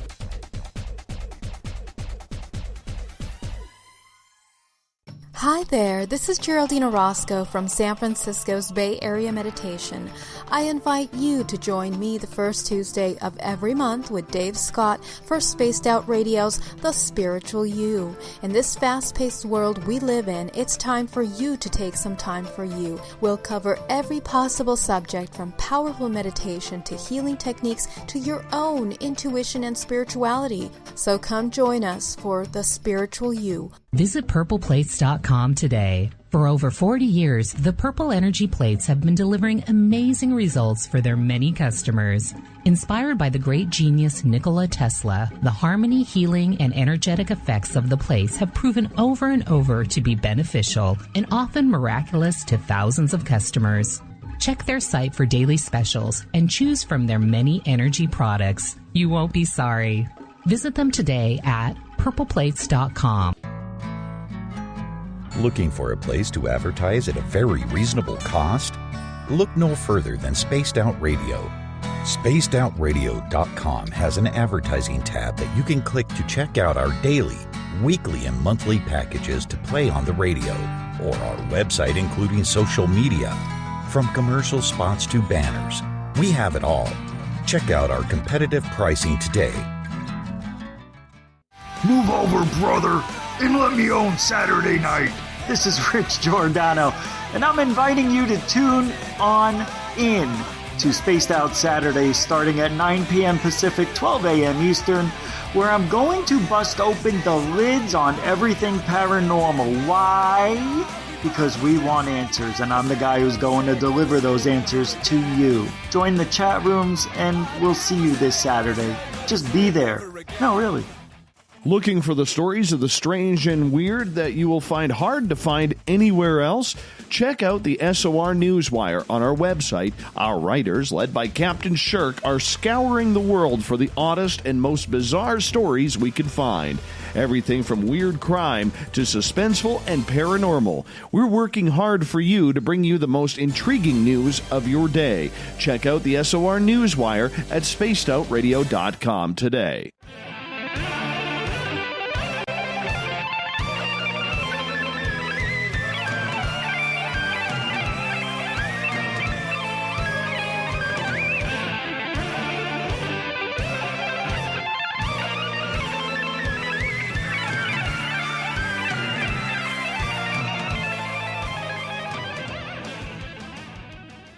Welcome to Spaced Out Sundays. I'm your host, Everett Thiemer. Thank you for sticking around with us. Don't forget, if you've missed any part of the show, you can check out our archives for free at youtube.com/spacedoutradio. just do us a favor and hit that subscribe button. Our website is spacedoutradio.com, where we have a plethora of features for you, including checking out our We Read the Night section, where we have some fantastic authors and books highlighted in there, especially with Christmas coming around. Everybody likes to read. You can check out the SOR Vault, pick up a nice t-shirt. We have a bunch of them. And most importantly, you can join the SOR Space Travelers Club. We have so much stuff to offer you guys for just $5 a month. The chat room is going right now, even though, as I'm talking to Loyd, we're getting into some things here during the commercial breaks, and I haven't been as active as I should be in there, but I see Lisa, and I see you guys in there, and I appreciate you being there, and I'm going to hop in there in a little bit. Before the break, we were kind of talking media and how it's evolved and changed, and we're going to keep up with that a little bit, because, Loyd, I want to talk to you about how, well, businesses have adapted to using the media. Because, you know, there have been so many places that are highlighted on these shows, and halfway through the interview or the investigation or the discussion with the owners, you find out that, oh, they bought the place and now they're going to turn it into a bed and breakfast or reopen the restaurant or whatever they're going to do with it. And how much of that is just marketing? Well, a lot of it can be marketing, but it can also be, the two are not mutually exclusive. I'll tell you a little quick story. This one restaurant that I worked with for many years has a real phenomena going back to the 1930s, actually. Real good history. This is the Moss Beach Distillery Restaurant, which is south of San Francisco. Unsolved Mysteries did a great piece on that. Sightings did a piece on that. I've done a number of pieces over the years with the distillery and continued my research and studies there over the years since 91. When I first went there in 91, I was with Japanese television, and they were looking for a place to take this Japanese medium who was the focus of a TV show. And somebody had referred me to the distillery. It had a great backstory to it, and it was still fairly active. So I called and spoke to the owner, who had just taken it over about a year before. And he was from the telecommunications industry. And I explained that, Japanese television wanted to bring the psychic in, try to communicate with the ghost and just talk to people. We wanted to talk to witnesses and get that. And he said flat out, is this going to be good for my business or bad for my business? And the first thing I said to him was, how's your food? Because it's a restaurant. And he said, stellar, which is true. The restaurant's food was great.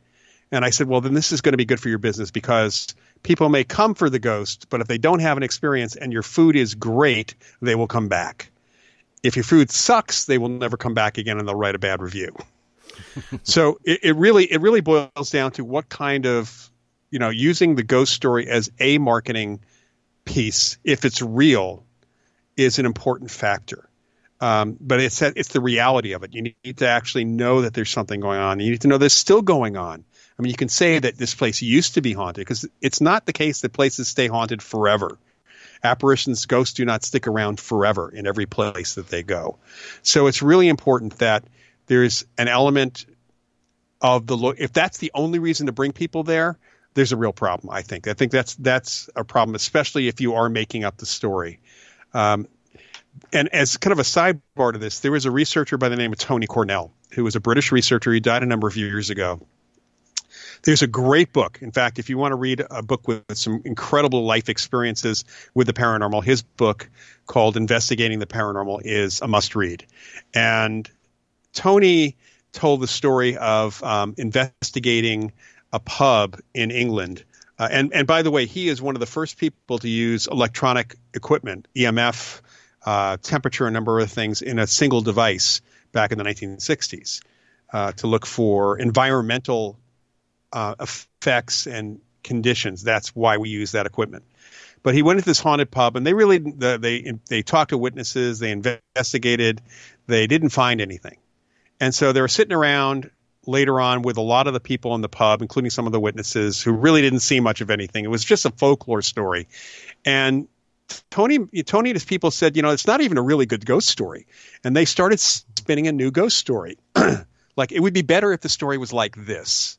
And so all of them are contributing to the story.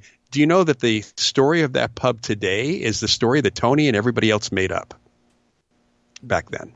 That does not surprise me. And at our next commercial break, I will tell you a story similar to that. I'm not ready to share it publicly yet. But yeah, that's fine. Yeah. But it's that kind of thing that, places are not like there's an assumption if a place looks old and spooky and run down, it must be haunted. And that is not by any means the case. All prisons they don't have ghosts. It is not the case that prisons have ghosts because they're prisons. It may be that there's somebody there, but most of the time it's what ghost hunters love to call residual hauntings. It's those imprints that are there. So when a place starts taking advantage of the story, if it's a destination, an interesting place to go to, that's one thing. If they're making it up and there's no evidence whatsoever, they need to be forthright about that. But do these ghost hunting shows sort of encourage the idea to make your place haunted? Because I know of several restaurants and bars here in the Chicago area that have a long and storied history of phenomena. But I also know of several places that they seem to have this history that popped up, about a month after the place opened. And it goes back, of course, years and years. Yeah. But there's no way to verify it. But they're certainly playing off of sort of the interest that these TV shows and sort of the environment in general has created about the idea of experiencing some form of paranormal activity. Yeah, there's a couple weeks ago there's a show called Stumptown on ABC. It's a detective show. It's on Wednesday nights at 10 or 9 Central. And one of the main characters owns a bar called the Bad Alibi. And he's there at the bar, and the bar is pretty empty. And this woman comes in with a group of people, tourists, saying that this place is haunted. And she starts talking. Starts talking about how haunted the place is, and it used to be this, and this. And he says, this place is not haunted. And she pulls him aside and says, I've got 25 people here who are willing to buy drinks in this haunted bar. Are you sure your place isn't haunted? And he looked around and he said, oh, yeah, this place is haunted. And I think that's a perfect example. It's a good marketing ploy. Doesn't mean it's legit, but it's a good marketing ploy. Well, having said that, there are many establishments out there that do have a history of activity. And if that's what you're looking for, then certainly go. If you find a place that you like and you want to experience or you want to return to, it pays to go to the place if you like it. I don't know that you can count on every one of them being truly haunted, though. You cannot. You cannot count them on every one of them being truly haunted. You cannot count on them, even if they were haunted back in the 1960s, that they're still haunted today. The key is to talk to employees and ask if there's any experiences that they're having. We have out here in the Bay Area a place called the Winchester Mystery House, which is very famous. Sarah Winchester had this house built 24 hours a day, had contractors going all over, occasionally telling them to stop work here. And so you have doors that go nowhere and windows into floors and all sorts of other weird stuff. And there's a whole bunch of stories about it. There actually is a ghost there. It's not Sarah, although she apparently shows up once in a while. But for a long period in the 80s and 90s, the management was actually encouraging their tour guides, the docents, to make stories up. So that, to really make the history come alive, so to speak. And the stories would often be about ghosts. And even though there was somebody there, we went in and talked to the appropriate people who were the maintenance guys and the security guys, not the tour guides, because they had no reason to make anything up. And they were the ones who actually provided us with the real information, because they were also the only ones that were there when it was empty in the morning and in the evenings when there weren't any tourists there. I think the Winchester Mystery House is the perfect example of one of those establishments that I remember seeing them on one or two shows in the past. Mm-hmm. And then, especially when this influx came and new shows would appear, they'd be there for a season or half a season, they'd get canceled, a new one would take its place. But you know what was constant on almost every one of those was a visit to the Winchester Mystery House. Because visually it's exciting. They don't need ghosts there. It's just a really cool place. My brother and nephew were in town last week for the first time. They'd never really been to the Bay Area. I said, you guys got to go to the Winchester Mystery House. It's just a cool place. It has nothing to do with ghosts. It's just, you can say hi to Clyde for me, the ghost, but he won't be around. So bringing that up, I want to shift gears for just a second, because that reminds me of that. What's the vortex in Arizona? I can't remember. You're talking about Sedona? Yeah. Oh, yeah. As a parapsychologist, when you look at that, what are your thoughts on that? Because that's one of those places where it seems like there could be some optical illusions. It seems like everything is a little bit questionable. So when you look at it, it's not about visuals. I mean, the visuals, Sedona I've been to Sedona briefly, but it's visually stimulating, exciting. It's beautiful. Your rock formations, all that stuff, just beautiful. And the whole idea of a vortex, you do kind of feel, if people go to the Grand Canyon, I've never been to the Grand Canyon. People go to the Grand Canyon and they feel something when they see the Grand Canyon. People go to certain natural, I go to certain redwood forests and I feel incredible. It just feels amazing there. So you get a feeling in Sedona, and I think that's partly because of the visual stimulation. And there may, in fact, and I think someone did do a geomagnetic study. There may be geomagnetic hotspots there. I think, in fact, there are, from what I recall. But the whole vortex thing and the promotion of that was a new age promotion starting in the late 1970s. And I kind of know who did it and why, but it was really about marketing because of the previous things that they had been doing were not doing well. So it was a lot of marketing. But when you go to Sedona, everybody I know feels something. And of course, the something that they feel, people decided to call vortexes, which mean nothing in reality. It doesn't describe an actual vortex. Whirlpool's a vortex. Yeah, when they talk about vortex, I picture like some sort of central location in the area where everything is either drawn to or emitting from. And I've never been to Sedona. I will get there one day. But it just seems like while it is a mystical sort of place, some of the attractions there, or at least the most famous photo probably or example is the crooked building with the broom standing straight up. And I think in the same building you'll have the two people who are standing on opposite ends of the building and they're different heights, and then they walk across and nothing's changed, but then the one who was taller is now shorter and the one that was shorter is now taller. Is there anything parapsychologic about that? Is there anything odd, or are they just sort of optical illusions or misinterpretations? We have a place called the Mystery Spot in Santa Cruz, in the Santa Cruz Mountains here in the Bay Area. And that house that you're describing, there's a whole bunch of water looking like it's going uphill. All those things happen at the Mystery Spot. And it turns out that the guy who built the Mystery Spot, who designed a whole bunch of others around the country, most of which don't exist anymore. And it's all based on optical. He used the land itself. In this case, it's a hillside. The land and the trees to create these optical illusions, and they truly are optical illusions. Even the illusion of the water going uphill, it actually isn't going uphill. It's going downhill. It's just the way the angles work, and where you're standing, and the way our vision works and our sense of balance works, it makes it look like it's going uphill. So that's it's psychosensory. It's psychological and sensory. In many respects, it's fooling our perceptions. It's playing with our perceptions quite a bit. Something that magicians do quite often. We play with perceptions.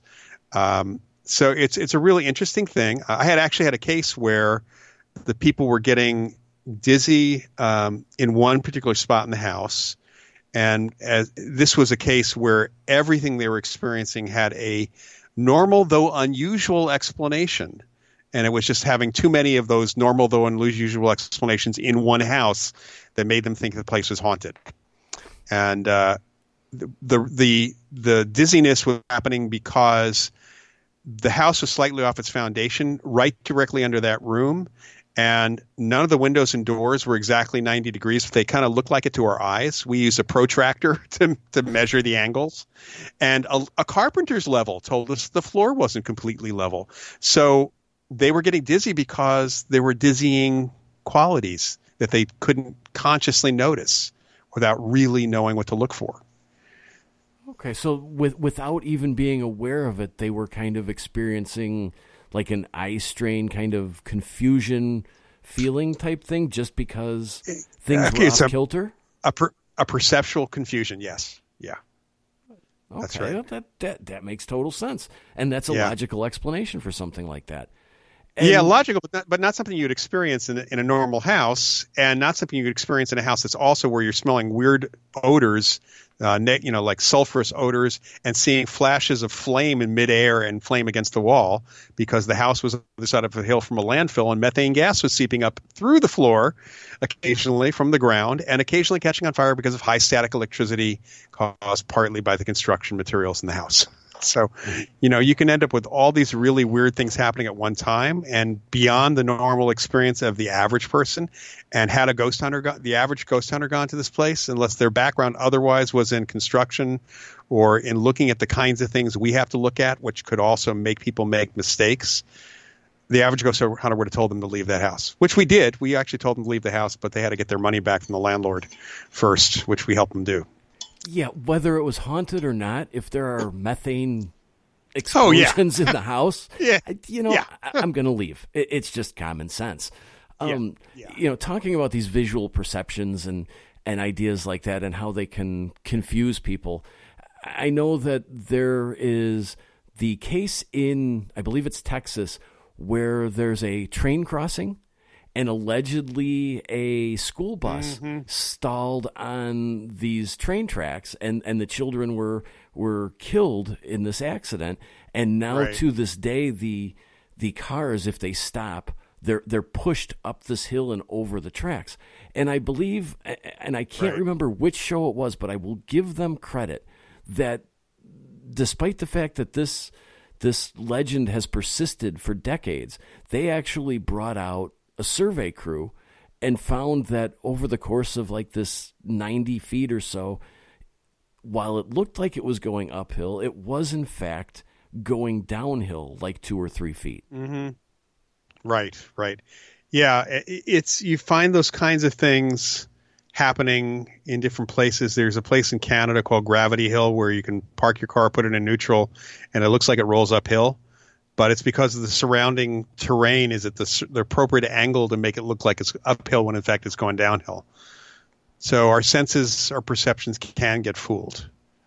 And to their credit, they did that. However, I do know that same legend experience was investigated by several other TV shows, and nobody made mention of a survey crew coming out there and having disproved it already. But yet they were all out there putting baby powder on their bumpers and letting the car roll forward. They just forgot to mention the survey crew. Well, they're not interested in finding a normal explanation. That's the thing, is most of the shows don't want to find a normal explanation for things or don't want to find a different explanation for things. They are going to show or they'll make up the different explanation. That's something the skeptics are really good at. The so-called skeptics is coming up with an explanation that doesn't even make any sense. So it's just one of those things that people. It depends on the show and what they want to do with the show, how they're actually going to deal with it. And most of the time, they don't want to come up with something normal because they're not there for normal. They're there for paranormal.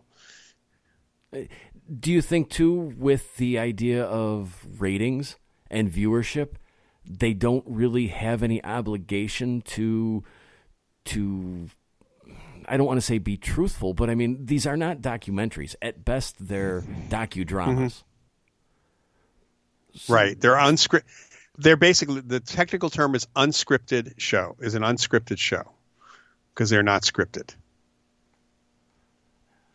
Yeah. But, I've been involved in enough of those shows where the director is telling me what to say. So while there may not be a script, they're asking me to say something or they're asking me to shorten it. or say it this way. And many times I've said, yeah, I'm not going to say it that way because that's not what I mean. Yeah, that's exactly what I was thinking, that while they call them unscripted, it sure seems like there's a lot of discussion potentially going on about what's going to happen. Or my favorite, and we use this example all the time, somebody hears a bump and a ghost investigator or ghost hunter or whatever term you want to use, they will look off in the distance and they will say, oh, I heard that. Did you hear that?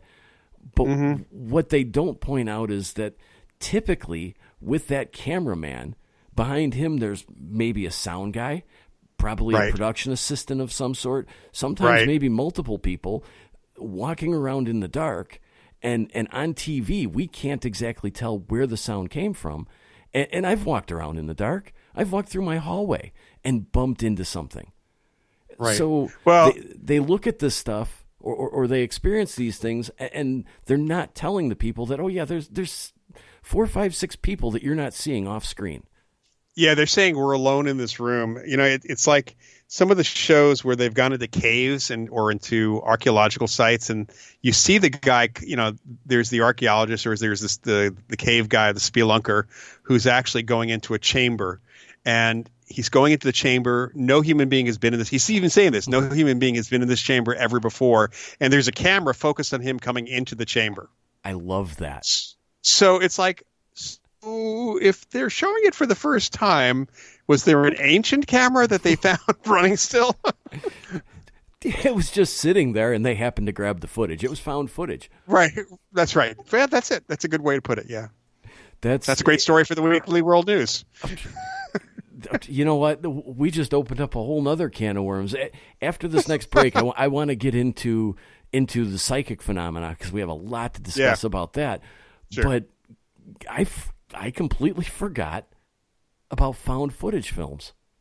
And everybody thinks of the Blair Witch Project, but there are so many others out there. I know of one that I watched that I believed, for about 15 minutes until the credits ran, and I found out it was sponsored by I won't name the country, but their tourism bureau, a resort in that country. Oh, and one of the major beer brewers in that country. Right. Never said it wasn't a true found footage film, but when you got sponsors like that, I'm not so sure, because it was all about coming to that country. Yeah. Yeah, it boils down to you need to question everything. And that's a lesson from the X-Files. Question everything. You know what? I hate to kind of admit this, but I took a lot away from the X-Files. Not just about, the cases or whatever, because much of that was a bit exaggerated or made up. But I mean, some of the concepts and some of the things that they talked about and the way they looked at things throughout the episodes had some value to it. Well, yeah, and actually, I met Chris Carter at a Mensa conference in the early 90s, and somebody who was the editor of a UFO experiencer newsletter had spoken to him once earlier and introduced herself. I was there when she introduced herself to him, and he kind of recognized the title. He says, "I've seen your newsletter." And then she stood up during his talk and at the end of his talk and said, "I really want to give you credit for telling the truth." And he got a little sheepish, and he said, "Well, it's your truth. We subscribe to your newsletter. We steal your ideas." Loyd, with that, we're going to step out for another break. We will be right back on Spaced Out Sundays. Hi there, this is Dave Scott, and I'm bringing you the Woo every Monday through Friday on Spaced Out Radio.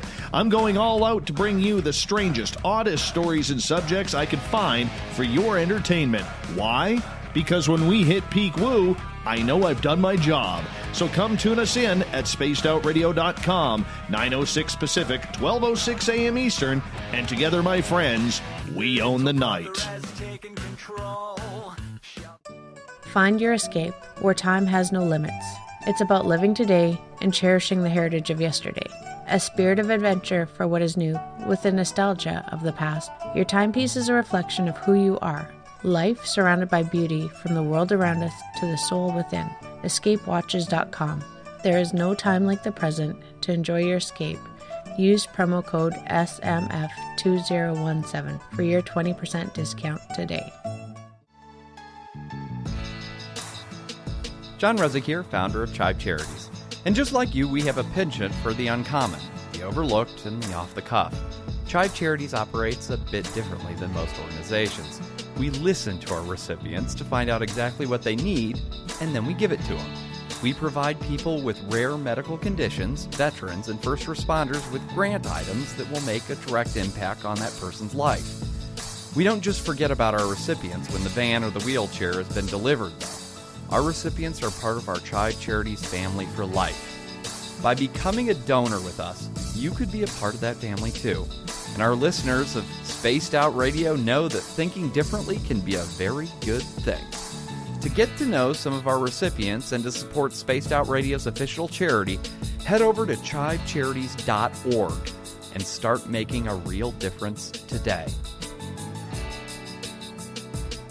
If you're heading to Vancouver, make sure you stop by the official bar of Spaced Out Radio, the Moose Vancouver.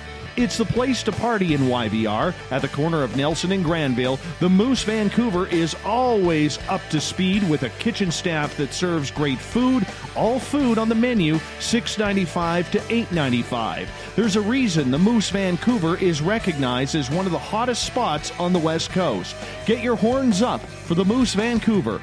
Come hang out with Spaced Out Radio, where we own the night. This is Carl. You can follow Dave on Twitter at Spaced Out Radio, and during the show, use the hashtag Spaced Out Radio to chat with us live. On Instagram, at Dave Scott SOR. On Facebook, give our page a like, Spaced Out Radio Show. SOR archives are free on YouTube at Spaced Out Radio. Come join us, or I will come join you. See you at your window. The SOR Vault is open for business, and do we have some cool swag for you to pick up? All you have to do is head over to our website and click on the SOR Vault. You have a variety of cool logos to choose from, and put them on anything you want.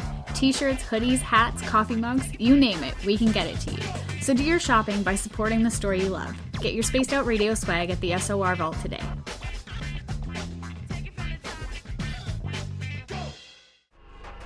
Are you having encounters with the paranormal, supernatural, or ufological that you cannot explain? Look no further than the SOR Sightlines Report, brought to you by the Experiencers Support Association.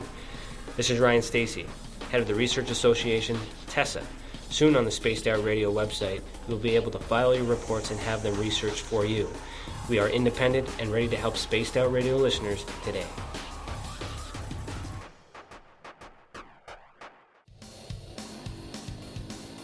We all know on Spaced Out Radio we love a good beard and mustache, so why not take care of your facial hair with Mighty Moose Beard Oil? Made in Canada, we're taking care of beards and stashes around the world. We use 100% natural ingredients with our oils and balms to make your whiskers feel silky smooth. Use promo code SOR2019 at mightymoosebeard.com today.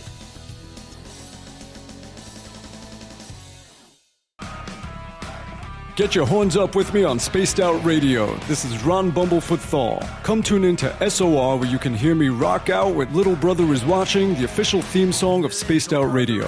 And then come on over to bumblefoot.com, where you can find out about my tour schedule, my music, and everything else. Bumblefoot.com keeps you up to date on what I'm doing and the best way to stay in touch with my music and music camps. Sign up for my newsletter at bumblefoot.com, and remember, Little Brother is watching. Hi, this is Amber Beckrud, and I want to invite you to subscribe to our YouTube channel, where we store all of the SOR show archives for free.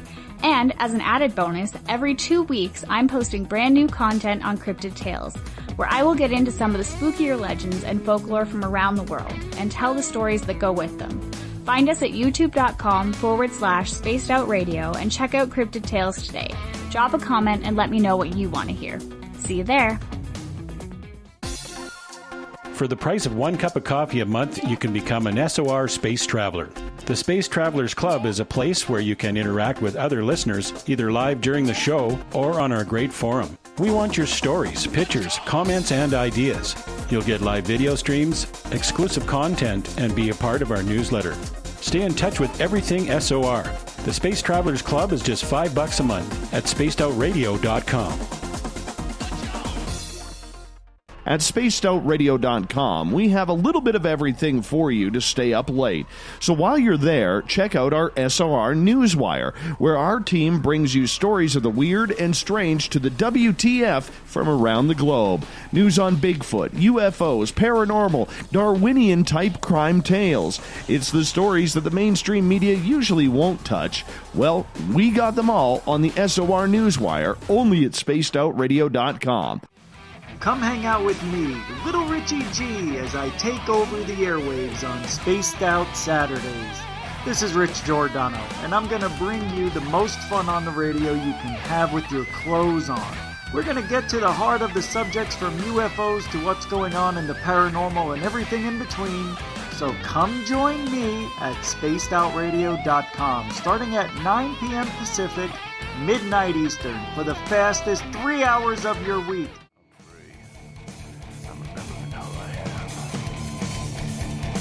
My hands can feel good. I'm free.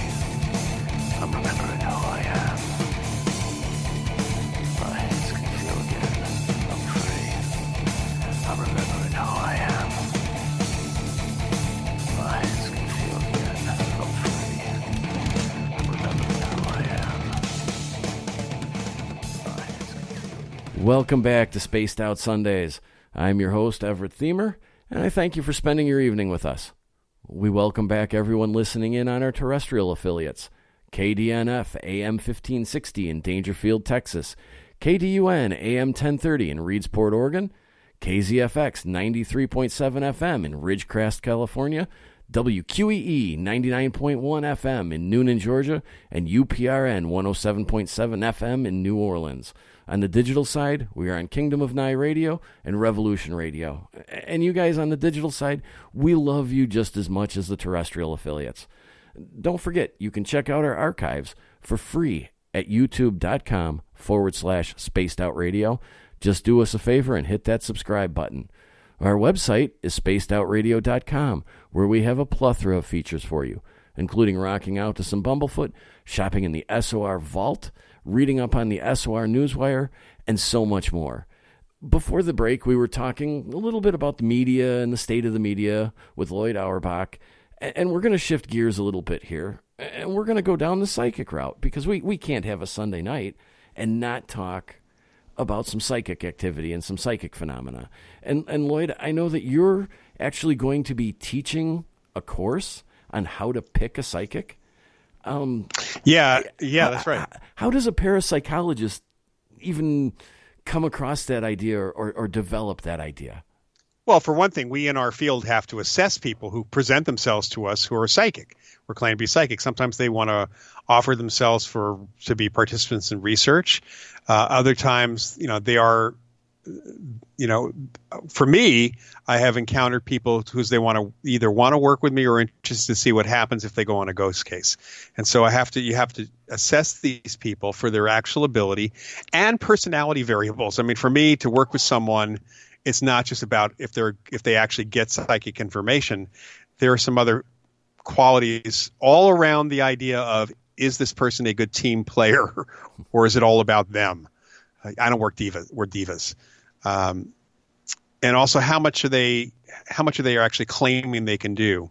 So it's been a long-standing thing in our field. We do work with psychics and mediums, and we study psychics and mediums, and we have to determine if they're legit. And because there is so much fraud out there, there's no question there are many, many psychic frauds out there who take advantage of people whether it's through readings or claiming that there's a curse on them, they can remove a curse or something else. We have to, we're the kind of go-to people sometimes to try to help people, the consumer, understand how they can actually make these assessments for themselves.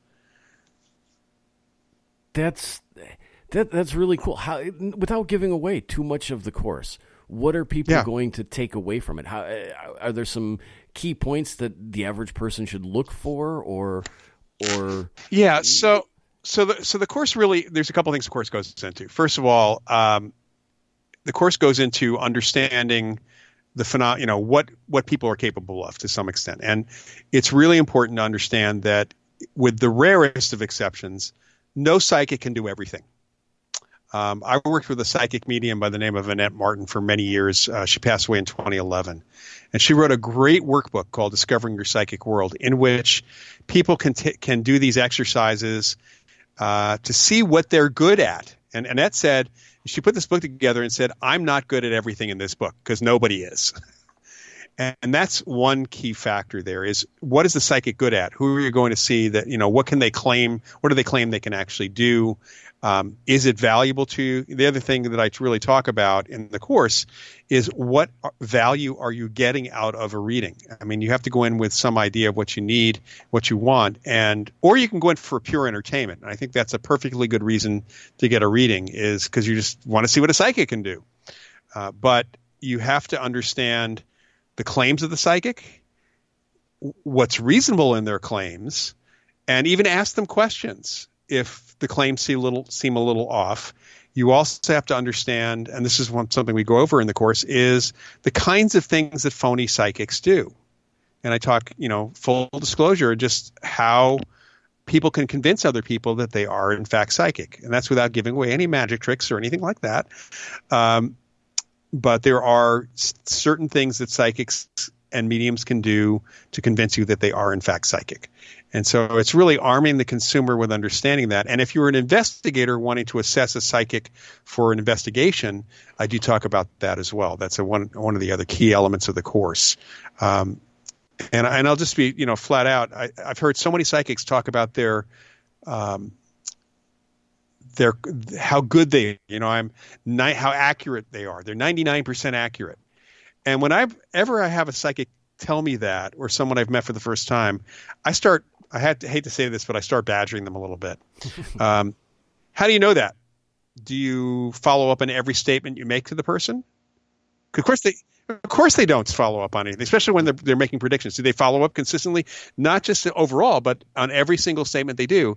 And at some point, some people get really in a huff right away and they start walking off. Of course, that's a problem right off the bat. They have too thin skin to be a good psychic anyway. But what I find is that a number of them suddenly realize that they're only doing that because they heard other psychics do it. And what they really mean is that they have a 95% customer satisfaction rate, which is still good. I mean, that's good. That's good, but that's not really relative to their accuracy. Of course not. It's not relative. And actually the ones that I've pointed that out have stopped saying that it's accuracy rate with that. The biggest issue is, people do go for advice to psychics. They go to mediums because they want to talk to particular family members. They have their own unfinished business when they go to see the mediums, but they see psychics. Often they want to know what's going to happen. And there's certain buckets in which people are interested in. It's profession, work, it's money, or it's love. It's those three areas, and health is another one. So it's 4 areas that we're talking about. And the better psychics will tell you that I can predict the future. I can tell you what I see. I am precognitive. If they are precognitive at all, if they can do that at all, I am precognitive, and I can tell you where I see you going in the next, month or two, or what's in the offing for you. Just know that when I give you this information, you can make different decisions. And if you came back to me next week and asked me to make predictions again, I might make different predictions because you have used the information in a way that changes that future for yourself.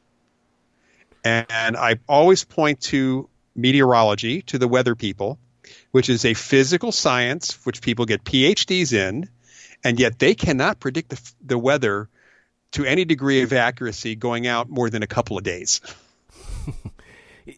You talk about predictions and accuracy, and one of the things that on Spaced Out Radio we've talked about in depth at times is the idea that when you go to a psychic or you get a psychic reading online or you call a psychic, they always say, oh, in the next 6 months you're going to meet this person you're looking for. You're going to have something that's going to bring joy to your life.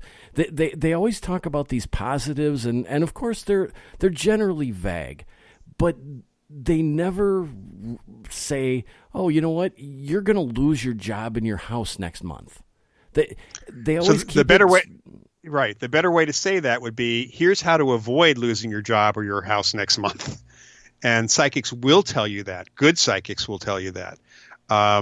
Good psychics who, when you ask about your health, will actually, they may frame it in a way that is not giving you the complete information. I'll give you an example here in a minute. But they're not going to, that they don't, if they are actually picking up there's a health issue, they're not going to let you walk out of there thinking that you're perfectly healthy. They will come up with a way to get you to see the doctor. And as an example, Annette Martin, who I just mentioned, was somebody who was actually being studied by a couple of doctors for her intuitive. She kind of like was a medical intuitive. She could psychically scan somebody and pick up on some issues in the body. She did not know the medical names for these things, but she was able to actually pinpoint the part of the body or the problem where the problem was. And so she was giving a lecture for a group in Berkeley a number of years ago. And a couple people, she was talking about the medical intuitive work. She also worked verifiably. In fact, she had the cop with her, verifiably with police in the area. But she was doing a couple demonstrations as a medical intuitive. And she asked a couple people to come up, who wanted to volunteer. And one person volunteered. And she picked up on something that the guy already knew about that was going on. So she got that right. Somebody else volunteered to come up, and the woman comes up, and Annette looks at her and very seriously says, "Who drove you? Did you come by yourself?" And she said, "No, my husband drove me." And Annette turned to the husband and said, "Down the street is Alta Bates Hospital. I want you to take your wife to Alta Bates Hospital right now." She very calmly. Go to the emergency room. Tell them that they need to look at your wife's heart right now. I want you to go right now. And if you go right now, everything's going to be fine. But if you wait till tomorrow, I can't guarantee that everything's going to be fine. So 3 days later, Annette gets a note from the woman. And in that note, it turned out she ended up with, I think it was a quadruple bypass. The doctor basically said that had she not come in that night, she would have been dead by morning. And so Annette essentially gave her bad news, but in a way that was like not, "Oh my God, you're going to have a heart attack." It wasn't like that. So it depends on how good the psychic is, but you are right that so many of them, and I'd be suspect of anybody who just tells me good news. Well, it almost seems like I don't want to say marketing ploy, or it's easy to be positive and vague. And it's telling people what they want to hear. That's all it is. And people will associate maybe something that's not at all related to that statement as that positive thing. And it seems like it could boost the customer satisfaction rating or the reliability or accuracy rating, depending on how you want to look at it, of the psychic. And maybe that's more their goal. To me, the customer satisfaction, when you really look into that, it's not even you don't have 95% returning customers. You have a lot of people who probably did not like your reading, who you never hear from again, but because they didn't complain, you assume that they were satisfied. So even that number is not correct because it's not based on any information whatsoever. You also have the psychics or people who call themselves psychics who tell you, people go in to see a psychic because things have been going wrong in their life and they want to know why things are going wrong in their life. And instead of saying you're making the wrong choices or you need to see a therapist, some of these, especially the phony psychics, will say there's a curse on you, or someone is, throwing black magic spell at you, or is sending you is psychically attacking you, and I can help you. And here's how much it's going to cost. So it ends up being, that kind of thing. And as one of my friends who actually does psychic readings would say, is if they come in with a C word, if they think there's a curse on them, or I hear that somebody else is telling them that there is, then that right away should tell you that person's not real. Next, you're going to tell me that my psychic hotline that I use is not reliable. I've known people who have worked with psychic hotlines who are not psychic at all.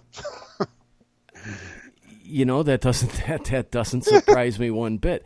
But the question is, did they give you good advice? Because to me, you could have the most psychic person in the world who is an awful person and gives you terrible advice, or you could have a person who's not psychic at all who fakes it really well but gives you really good advice. Who would you rather see? That's a tough question for me, actually. Because I don't want advice. I want the truth. And it's right. easy to give advice. And half the time it'll be right. Half the time it'll be wrong. You probably remember the stuff that was right more than you remember the stuff that was wrong. True. That's true. I would rather have the truth. And talking about fake psychics and giving advice, and you actually wrote a book called Mind Over Matter, where you discuss people developing their psychic abilities. Mm-hmm. As a parapsychologist, do you think that everybody has sort of an ingrained ability to tap into these skills? We do. Yeah. Not really skills. Skill means you're learning how to develop it. You develop a skill. You may have a talent or an aptitude. Joe McMoneagle, who is the #1 remote viewer for the Army project, the Stargate program, talks about aptitude, that we have an aptitude, just like Annette would talk about. We can do certain things that are psychic, certain applications of psychic ability better than others, and some we can't do at all. And it's the same thing with us as human beings. We all have some unconscious psychic ability that's happening. Can we figure out how we can apply that or bring that and make it a conscious thing? And that's the whole developing your psychic abilities, making it conscious, is figuring out why, what you can do psychically, actually taking the right tasks, figuring out what's the best application, and practicing it, and that will help develop it for sure. Is there a path to that? Is there?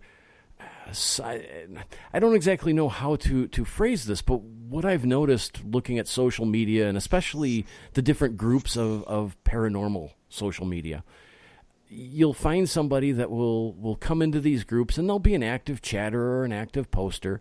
And after a while, they begin to talk about how they're sort of beginning to feel like they have these gifts and these abilities. And then they'll kind of talk about that for a while in these groups. And then all of a sudden, you find them doing a live video, or you find them posting where they'll do mini readings on Facebook Live for $25. Right, or something. right. And I have a real hard time, especially when this seems to be sort of a pattern, and I've watched several people go through this exact same step-by-step kind of thing. How do you, trust somebody like that, and how does somebody like that really know that they've developed their psychic abilities, and they're not just, they don't. taking people's money? They don't. There's an awful lot of people out there who have been told that they're psychic or told that they're a medium because they may have had one experience, and consequently they'll start hanging up a shingle right off the bat, and they really have no real ability, but because of the way they're presenting themselves, again, it's marketing, but they're sincere. I mean, they really do believe that they're that way. That confidence level, that thing that they're exuding at that point about their belief is enough to convince some people to be their clients. And this is something that we have to deal with constantly. I had, back when I was working in New York at the ASPR, this research organization, I had a call. This is like a year after I finished grad school. Had a call from a guy who had just moved to New York from California, and he was a psychic, and he was volunteering to help us at the organization. And he said, "Yeah, and I was tested, and they said I was a psychic." And I said, "Who tested you?" And he said, "Well, I was tested at this university in the West Coast." I said, "What university?" And he said, "John F. Kennedy University." And right off the bat, the bells go off in my head. And I said, "Well, how did they test you at John F. Kennedy?" He didn't know I was at JFK. "How did they test you at JFK?" And he starts describing the experiment he went through. And then I said, "So did the person who tested you give you anything that said you were a psychic?" He said, "No, but he said I was psychic." I said, "Yeah, I don't think so." He says, "Why don't you think so?" I said, "Because that was me." This was somebody who was it was a guy who participated in my master's experiment. And I never said that to anybody. That was not the test to see if people were psychic specifically. And I basically yelled at him, and we never heard from him again. We get calls. The executive director of the Forever Family Foundation, which we work with mediums. I'm president of that organization. The executive director talks about getting calls all the time from people who had an experience. I mean, they either saw a ghost or they had a communication, after-death communication from a relative who died, and they said, "Well, I'm a medium. I want you to certify me." It's like one experience does not make you a medium. It means you had an experience, a mediumistic experience. Maybe you had a psychic experience, but that does not mean that you are a psychic or a medium. That requires some degree of control, and you have to learn that, how to do that, and to develop your abilities to be able to use them most of the time. Do you think it hurts the psychic field, though, when, and I've seen this in person, and I think we've all seen it on the various television shows.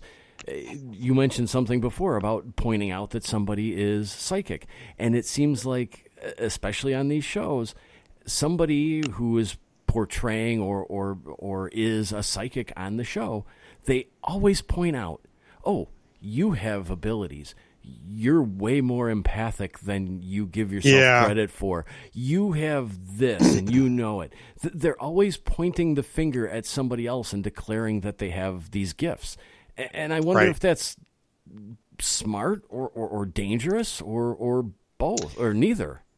If you're pointing at, it depends on who the person is you're pointing at. For some people, the response would be, well, how do I learn to use those gifts? And that would be the appropriate response. For many people, it's like, oh, and then I'll hang out a shingle. But they never seem to, maybe it's because they're so shocked that this would be called out. And sometimes, strangely enough, the people always go, oh, yeah. It's like as soon as they've been validated or pointed out as potentially psychic, they kind of all of a sudden, you can almost see it across their face. They realize in their own head that, oh, okay, I have these gifts. Maybe I'm psychic now. They never seem to ask the questions of how to develop it. No, which is really a shame. And I see that with the ghost hunter groups quite often. I've met people who claim to be the group sensitive. And, I'll start asking questions what that means. And there was one group where I was actually on a case with a group, which unfortunately it did quite a number of things wrong. One of which was the team sensitive was also introduced as the team debunker, which made the clients very upset because debunking means that you're faking, fooling. We don't debunk. We debunk fake psychics, but we don't debunk people's experiences. We go on and try to understand and explain them. But this one team sensitive, when I started questioning her about her abilities, she turned out to be sensitive. She started crying. Really? She was not psychically sensitive. She was emotionally sensitive. Oh. And that's a very different thing. But can this give somebody a false sense of importance or authority or absolutely even point them down the wrong path?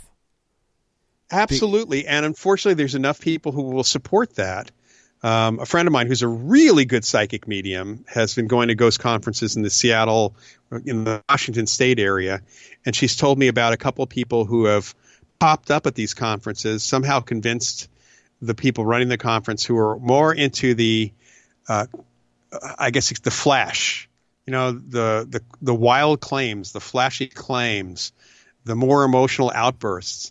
So they immediately, when these people say, "Oh, someone told me I'm a medium, so I must be a medium," and they start doing readings, and because of the way that they're doing it, which is often contradictory to the way most real mediums do it, but enough that fits the stereotypes that they see on fictional TV shows and movies, there are the groupies that kind of develop and just kind of get wowed by this, and they keep supporting this. One was a caterer who I had met at another ghost conference, and this other guy who's clearly not a medium. He talks about also being emotionally and psychologically disturbed. He's got a mental illness, which is true, and part of it he thinks is mediumship. And he told her she was a medium, so now she's a medium too. And now she's doing readings. Yeah, right. So it's this really bizarre it's a way for people like the so-called experts who say that there are no experts at these ghost hunter conferences. It's a way for them to promote themselves and to gain a bit of, their 15 years of fame. With that, Loyd, I'm going to get you to hold on for 1 second. We're going to go to our final break. And when we come back, I want to talk some psychic espionage because that sounds awesome. Okay. Hey everybody, the SOR Space Travelers is open. For just $5 a month, you can hang out with Dave and our crew privately in our members-only section. With your signing, you'll receive newsletters on what's going on with Spaced Out Radio. You'll have direct contact with the host during the show in our chat, live streaming videos, and a great forum for your posts and more. Become a space traveler now at spacedoutradio.com.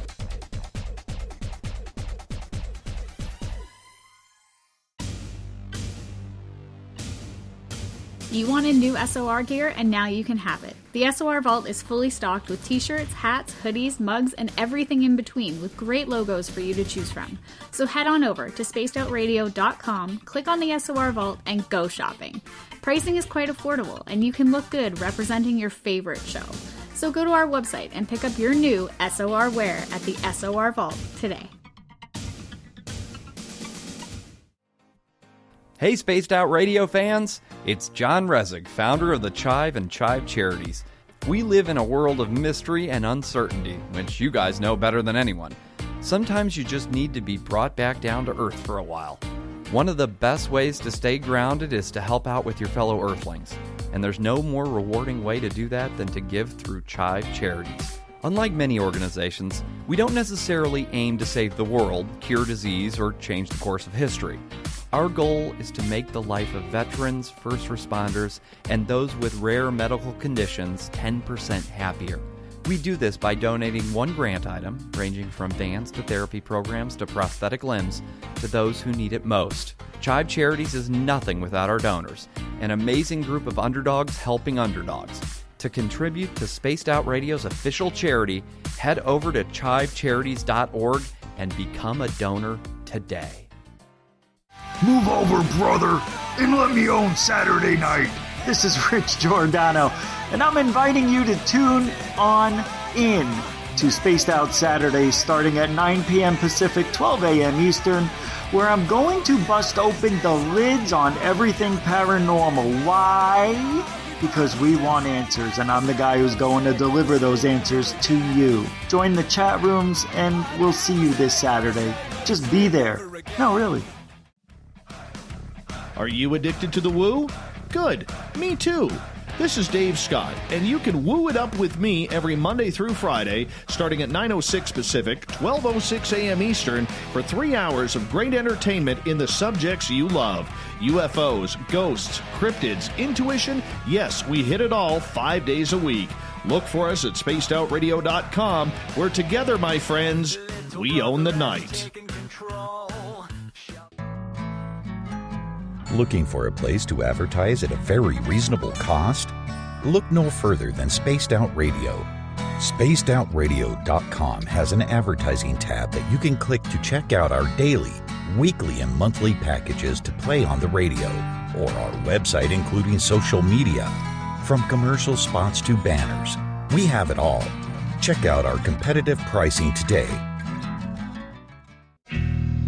Heading to Vancouver and looking for some great nightlife? The Moose Vancouver is the place to be. Catch a game on one of the big screens, or just come rock out to your favorite 80s and 90s hair bands. Great food starting at $6.95. The Moose Vancouver is open until 2 a.m. nightly. It's easy to find near the corner of Nelson and Granville. The Moose Vancouver is the official rocking bar of Spaced Out Radio.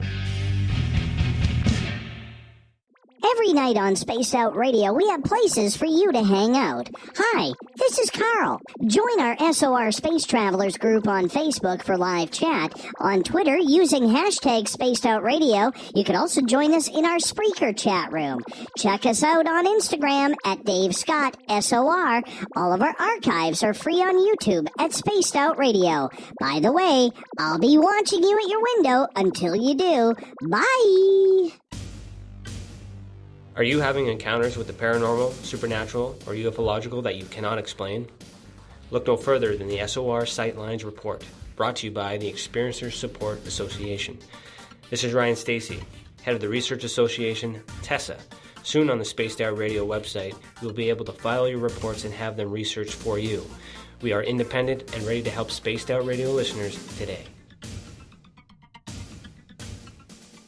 Hello, this is your guitar man, Ron Bumblefoot Thal, and I have to tell you, I love the response I get for Little Brother is Watching from Spaced Out Radio fans. It's amazing how music can inspire and make people think deeper about what's going on in the supernatural world. You can head over to my website, bumblefoot.com, to check out my music, my guitar workshops, my touring, even check out some of the hot sauces that I'm working on. And make sure you keep on listening, because with Spaced Out Radio, you know Little Brother is watching. From the heartlands of Canada to beards around the world, we know how to take care of you. Fill your follicles with the Mighty Moose Beard Oil. All our oils and balms are handmade and 100% natural ingredients because we care about your beard. And hey, use the promo code SOR2019 and get your Mighty Moose Beard Oil today. You can check us out on our website, mightymoosebeard.com.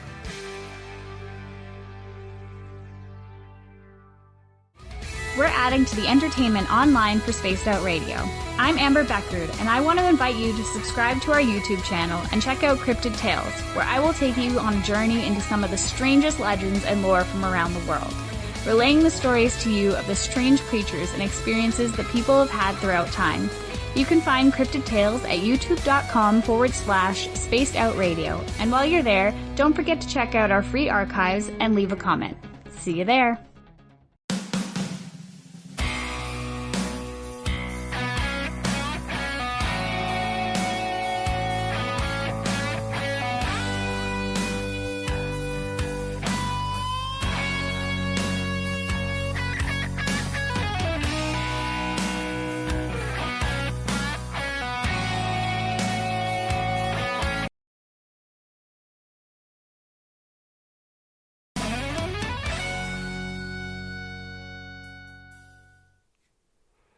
Welcome back to Spaced Out Sundays. I'm your host, Everett Thiemer, and thank you for spending your night with us. Don't forget, if you've missed any part of the show, you can check out our archives for free at youtube.com/Spaced Out Radio. Just do us the favor and hit that subscribe button. Our website is spacedoutradio.com, where we have a plethora of features for you, including rocking out to some Bumblefoot, shopping in the vault where you can pick up a fantastic Peak Woo shirt, or a really nice Team Stump shirt, or joining the Space Travelers Club, and so much more. We're talking with Loyd Auerbach, and before the break, we were talking psychics and how to pick out a good one, a reliable one. And I just want to touch a little bit here on the idea of psychic espionage, because that is one of the things that we've heard about. We've seen the reports of experiments, and Loyd, you've actually written a book on that. Can you touch on this a little bit for us? Sure. So the book is called ESP Wars, and I am one of the authors in the book. The book is the story told mainly by Ed May, Edwin C. May, who was the program director of the Stargate program. That's the remote viewing psychic spying program the government sponsored. He was the director from 1985 to 1995 when the project was shut down. Joe McMoneagle, who was the number one viewer from the project, like the best guy, and Victor Rubel, who is a colleague of Ed's, who brought Joe and Ed over to Russia, actually, after the Soviet Union fell, and they were able to get firsthand accounts from the former Soviet military people. In fact, the foreword of the book is written by Nikolai Sham, who was the deputy director of KGB when the wall fell. So we have the story. This is the only book that covers the history of the U.S. program and the history of the Soviet and Russian programs, what the Russians have been doing. And what really it boiled down to is the Russians started doing psychic research. People like Stalin were interested in psychic phenomena. It goes back quite a bit because of the culture of Russia goes back quite a ways. But it really was in the 1960s that they started spending money on psychic research, and with the edict of coming up with psychic spying devices and possibly psychic warfare. And it was all because apparently the Russians got a report that the CIA had been doing some research with telepathy and had success, which is actually not true. That was a story planted apparently by the CIA, which then sent the Russians down this one path to spend lots and lots of money on psychic research. And then we started hearing that they were having success And of course, then our government wanted us to start a real program, which is how that got started in 1972. It was originally started with a government think tank. It was actually government contractor, Stanford Research Institute, which is now SRI International, but it moved to a couple of other contractors. Originally, it was CIA, then it moved to the Defense Department, then to DARPA. It bounced around with the certain agencies being the oversight for it, although there was also congressional oversight for the program. And it was a black budget program, and eventually ended up with the CIA again. In that time, out of 21 agencies that had requested remote viewing of targets overseas, mainly the Soviet Union during the Cold War and China and other places, 17 of those 21 agencies came back again and again to the remote viewers. So when, a lot of the information from the skeptics is that they never had any success. But if they did have success, that's why they kept back for more information. And it's really about remote viewing, which is clairvoyance. It's picking up an information either real time or in the future.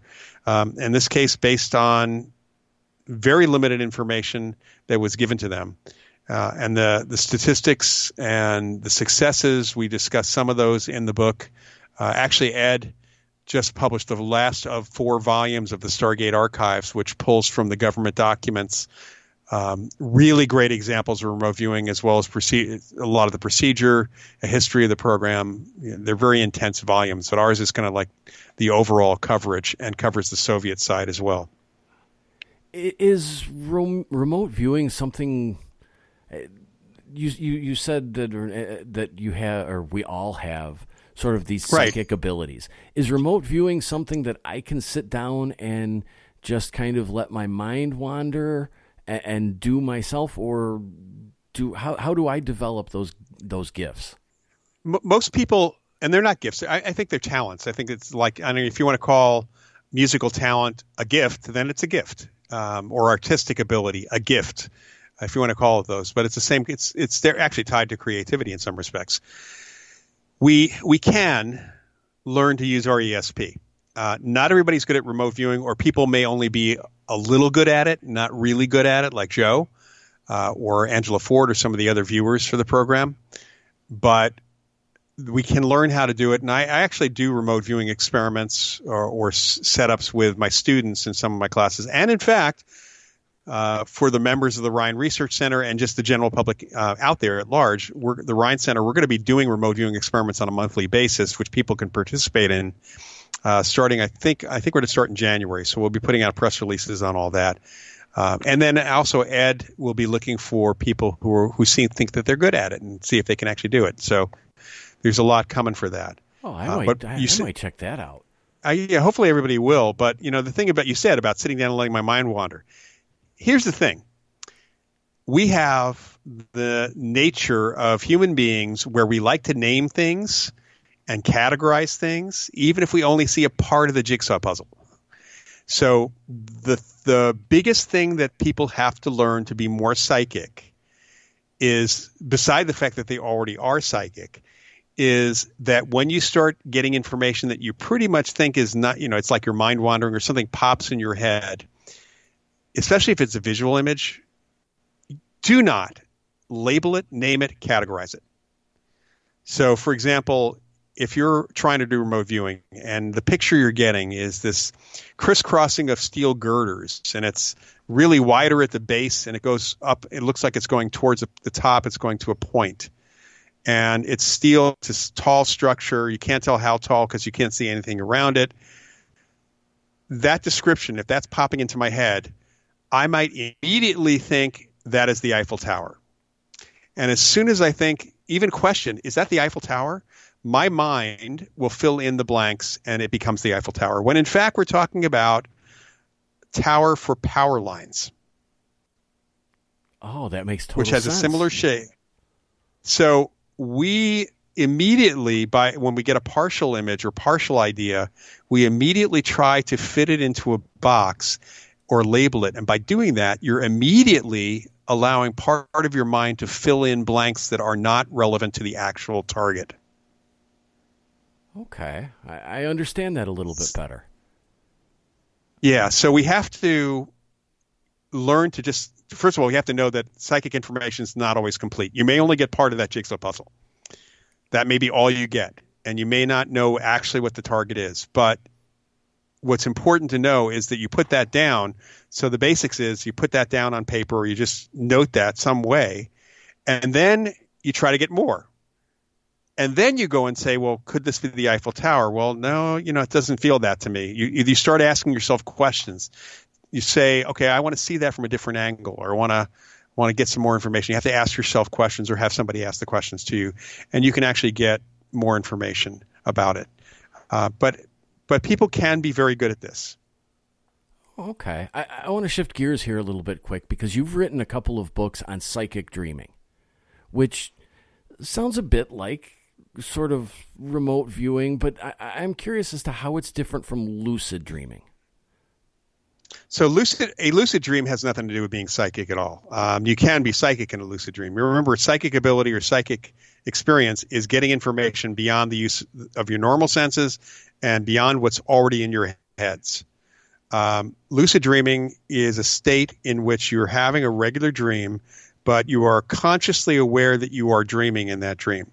And in fact, may be able to, if you know that you're dreaming and know that you can do this, and I'm telling you, you can do this if you know that you're dreaming, you can take control. You're now the game master, the dungeon master. You can do whatever you want in that dream, including telling yourself you can be psychic, and then see if you can get some information about this. But a lucid dream is just a particular type of dream state. It's not necessarily a psychic dream. What a psychic dream is any kind of dream in which you're getting information through ESP. And that could even be having a dream that you're traveling out of your body and actually having a real out-of-body experience, for that matter. Or it could be a dream about the future and finding out later on that information is true, it comes true. Or it could be a dream about, like remote viewing, basically real-time remote viewing, where you're picking up something that's going on in the world right now. Any of those things become a psychic dream. Well, we haven't even had the opportunity to touch on ESP yet, and that is such a huge topic. Well, we have talked about it, because when we talk about psychics, they are using ESP. Any information flow form is part of extrasensory perception, and it's just a matter of, are we getting it real time, or are we getting it from the future? Remote viewing is the same as what people typically call clairvoyance, in that we are getting information real time, unless it's precognitive remote viewing, in which case we're getting it from the future. And the issue about remote viewing, of labeling, of using that term, is that if it's something in an envelope in front of you, that is not remote viewing, because that object is not remote to you. Okay. One of the Russian generals told Ed May that and this is actually in the book, in the ESP Wars book, that they taught a number of army people to do remote viewing, and they stuck them in tanks during the Chechenian conflict. And that way they could use their psychic abilities, their remote viewing abilities, is what the general said, to tell who was around the corner, who was behind that wall that they're driving towards. And Ed kind of likes to laugh and say he immediately said to the general, "What about 30 feet is remote? 30 feet's not remote." Good point. We've got about 10 minutes left here, and you've written so many books on so many various topics. What haven't we covered that you'd like to talk about for a few minutes? Well, you mentioned my Mind Ever Matter book, and that one and Psychic Dreaming were actually put out. Mind Ever Matter is a reprint. Psychic Dreaming is an actual revision. Those just both came out in 2017, and both of them really kind of cover a little bit about what parapsychology covers in general.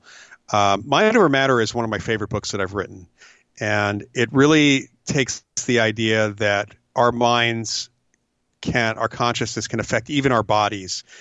Athletes, when they're in the zone and are doing extraordinary things, that's a form of mind over matter.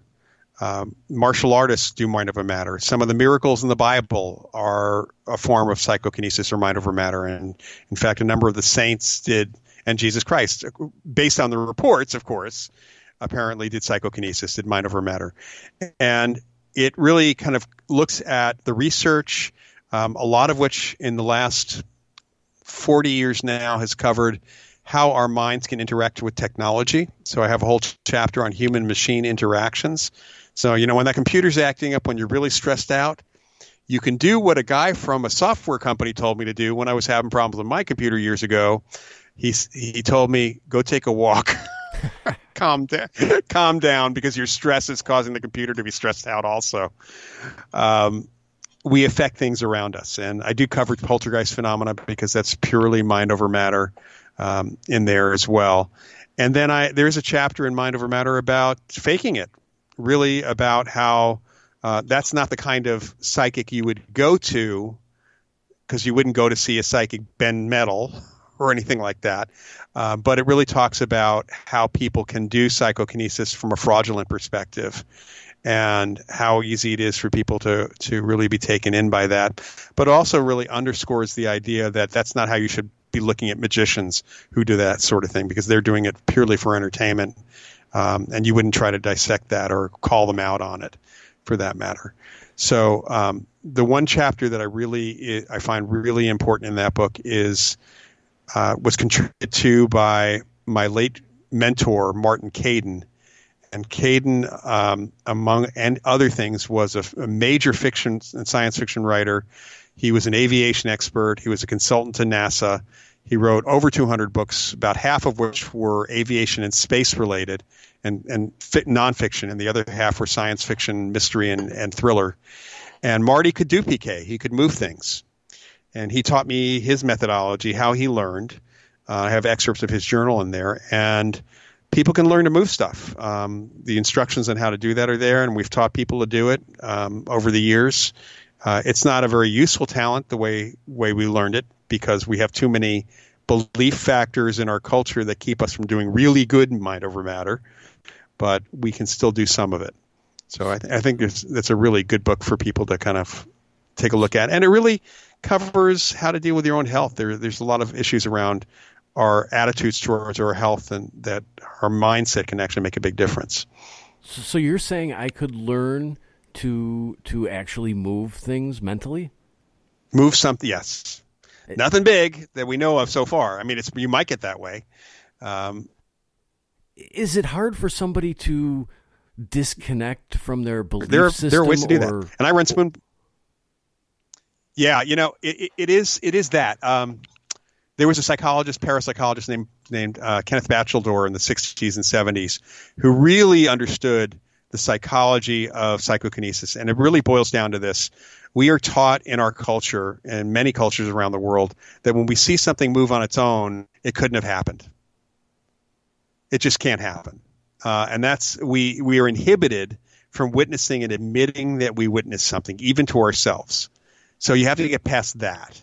And then there's ownership resistance. The idea that we can move things with our minds consciously also brings up the idea that we could do that purely unconsciously, which is a scary thing for a lot of people.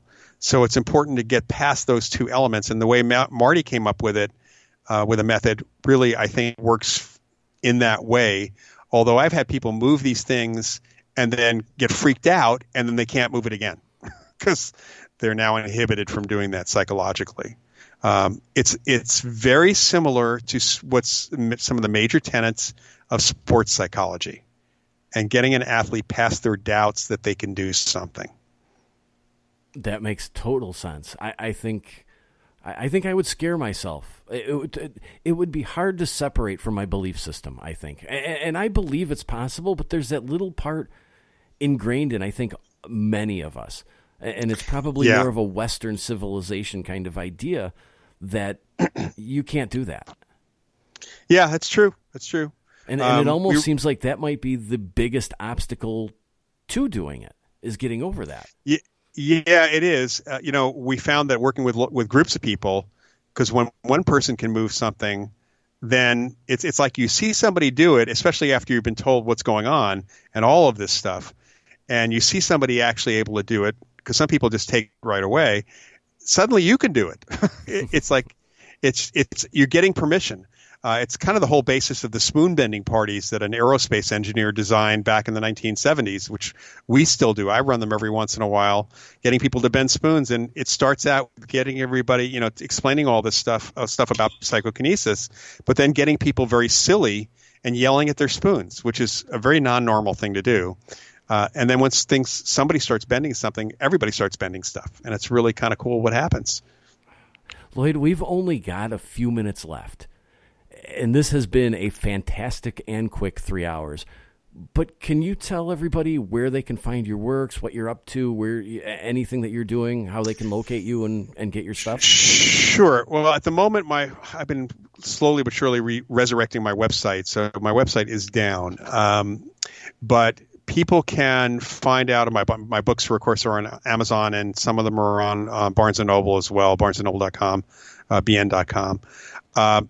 Probably the best way to find out what I'm doing currently, because I make announcements, would be on Twitter is one of the easiest ways to follow me. And I am at Prof Paranormal, PROF as in Professor Paranormal, or just at Loyd Auerbach. And it's important for people to spell my name with one L. You can go to my YouTube channels. I have two of them. One of them is Loyd Auerbach, and the other, again, it's Loyd Auerbach, and the other one is Prof Paranormal. And the Prof Paranormal channel actually has a few of my lectures that I've done. So that's a good way to learn. The Loyd Auerbach channel actually has a number of my TV appearances, quite a number of those. So those are good ways to find out about me. When do your courses at the Rhine Research Center begin? Because those are important for people to check out. Yes. So those will be starting in late January. And John has not put the next courses up yet. I'd say about mid-December, you can start looking at the Rhine Education Center site. If you go to Rhine, RHINE again, .org, and click on education, when you get to the website, that'll take you over to it, or you can just go to rhineedu.org, and that will show you the courses that we have currently offered, the courses that we have in our, I guess, will be offering or have offered in the past, because we offer them again and again. And very soon we'll have the new courses up as well. Loyd, it's been an absolute pleasure, and I want to say thank you so much for being on Spaced Out Sundays. You're very welcome, Everett. Been a pleasure.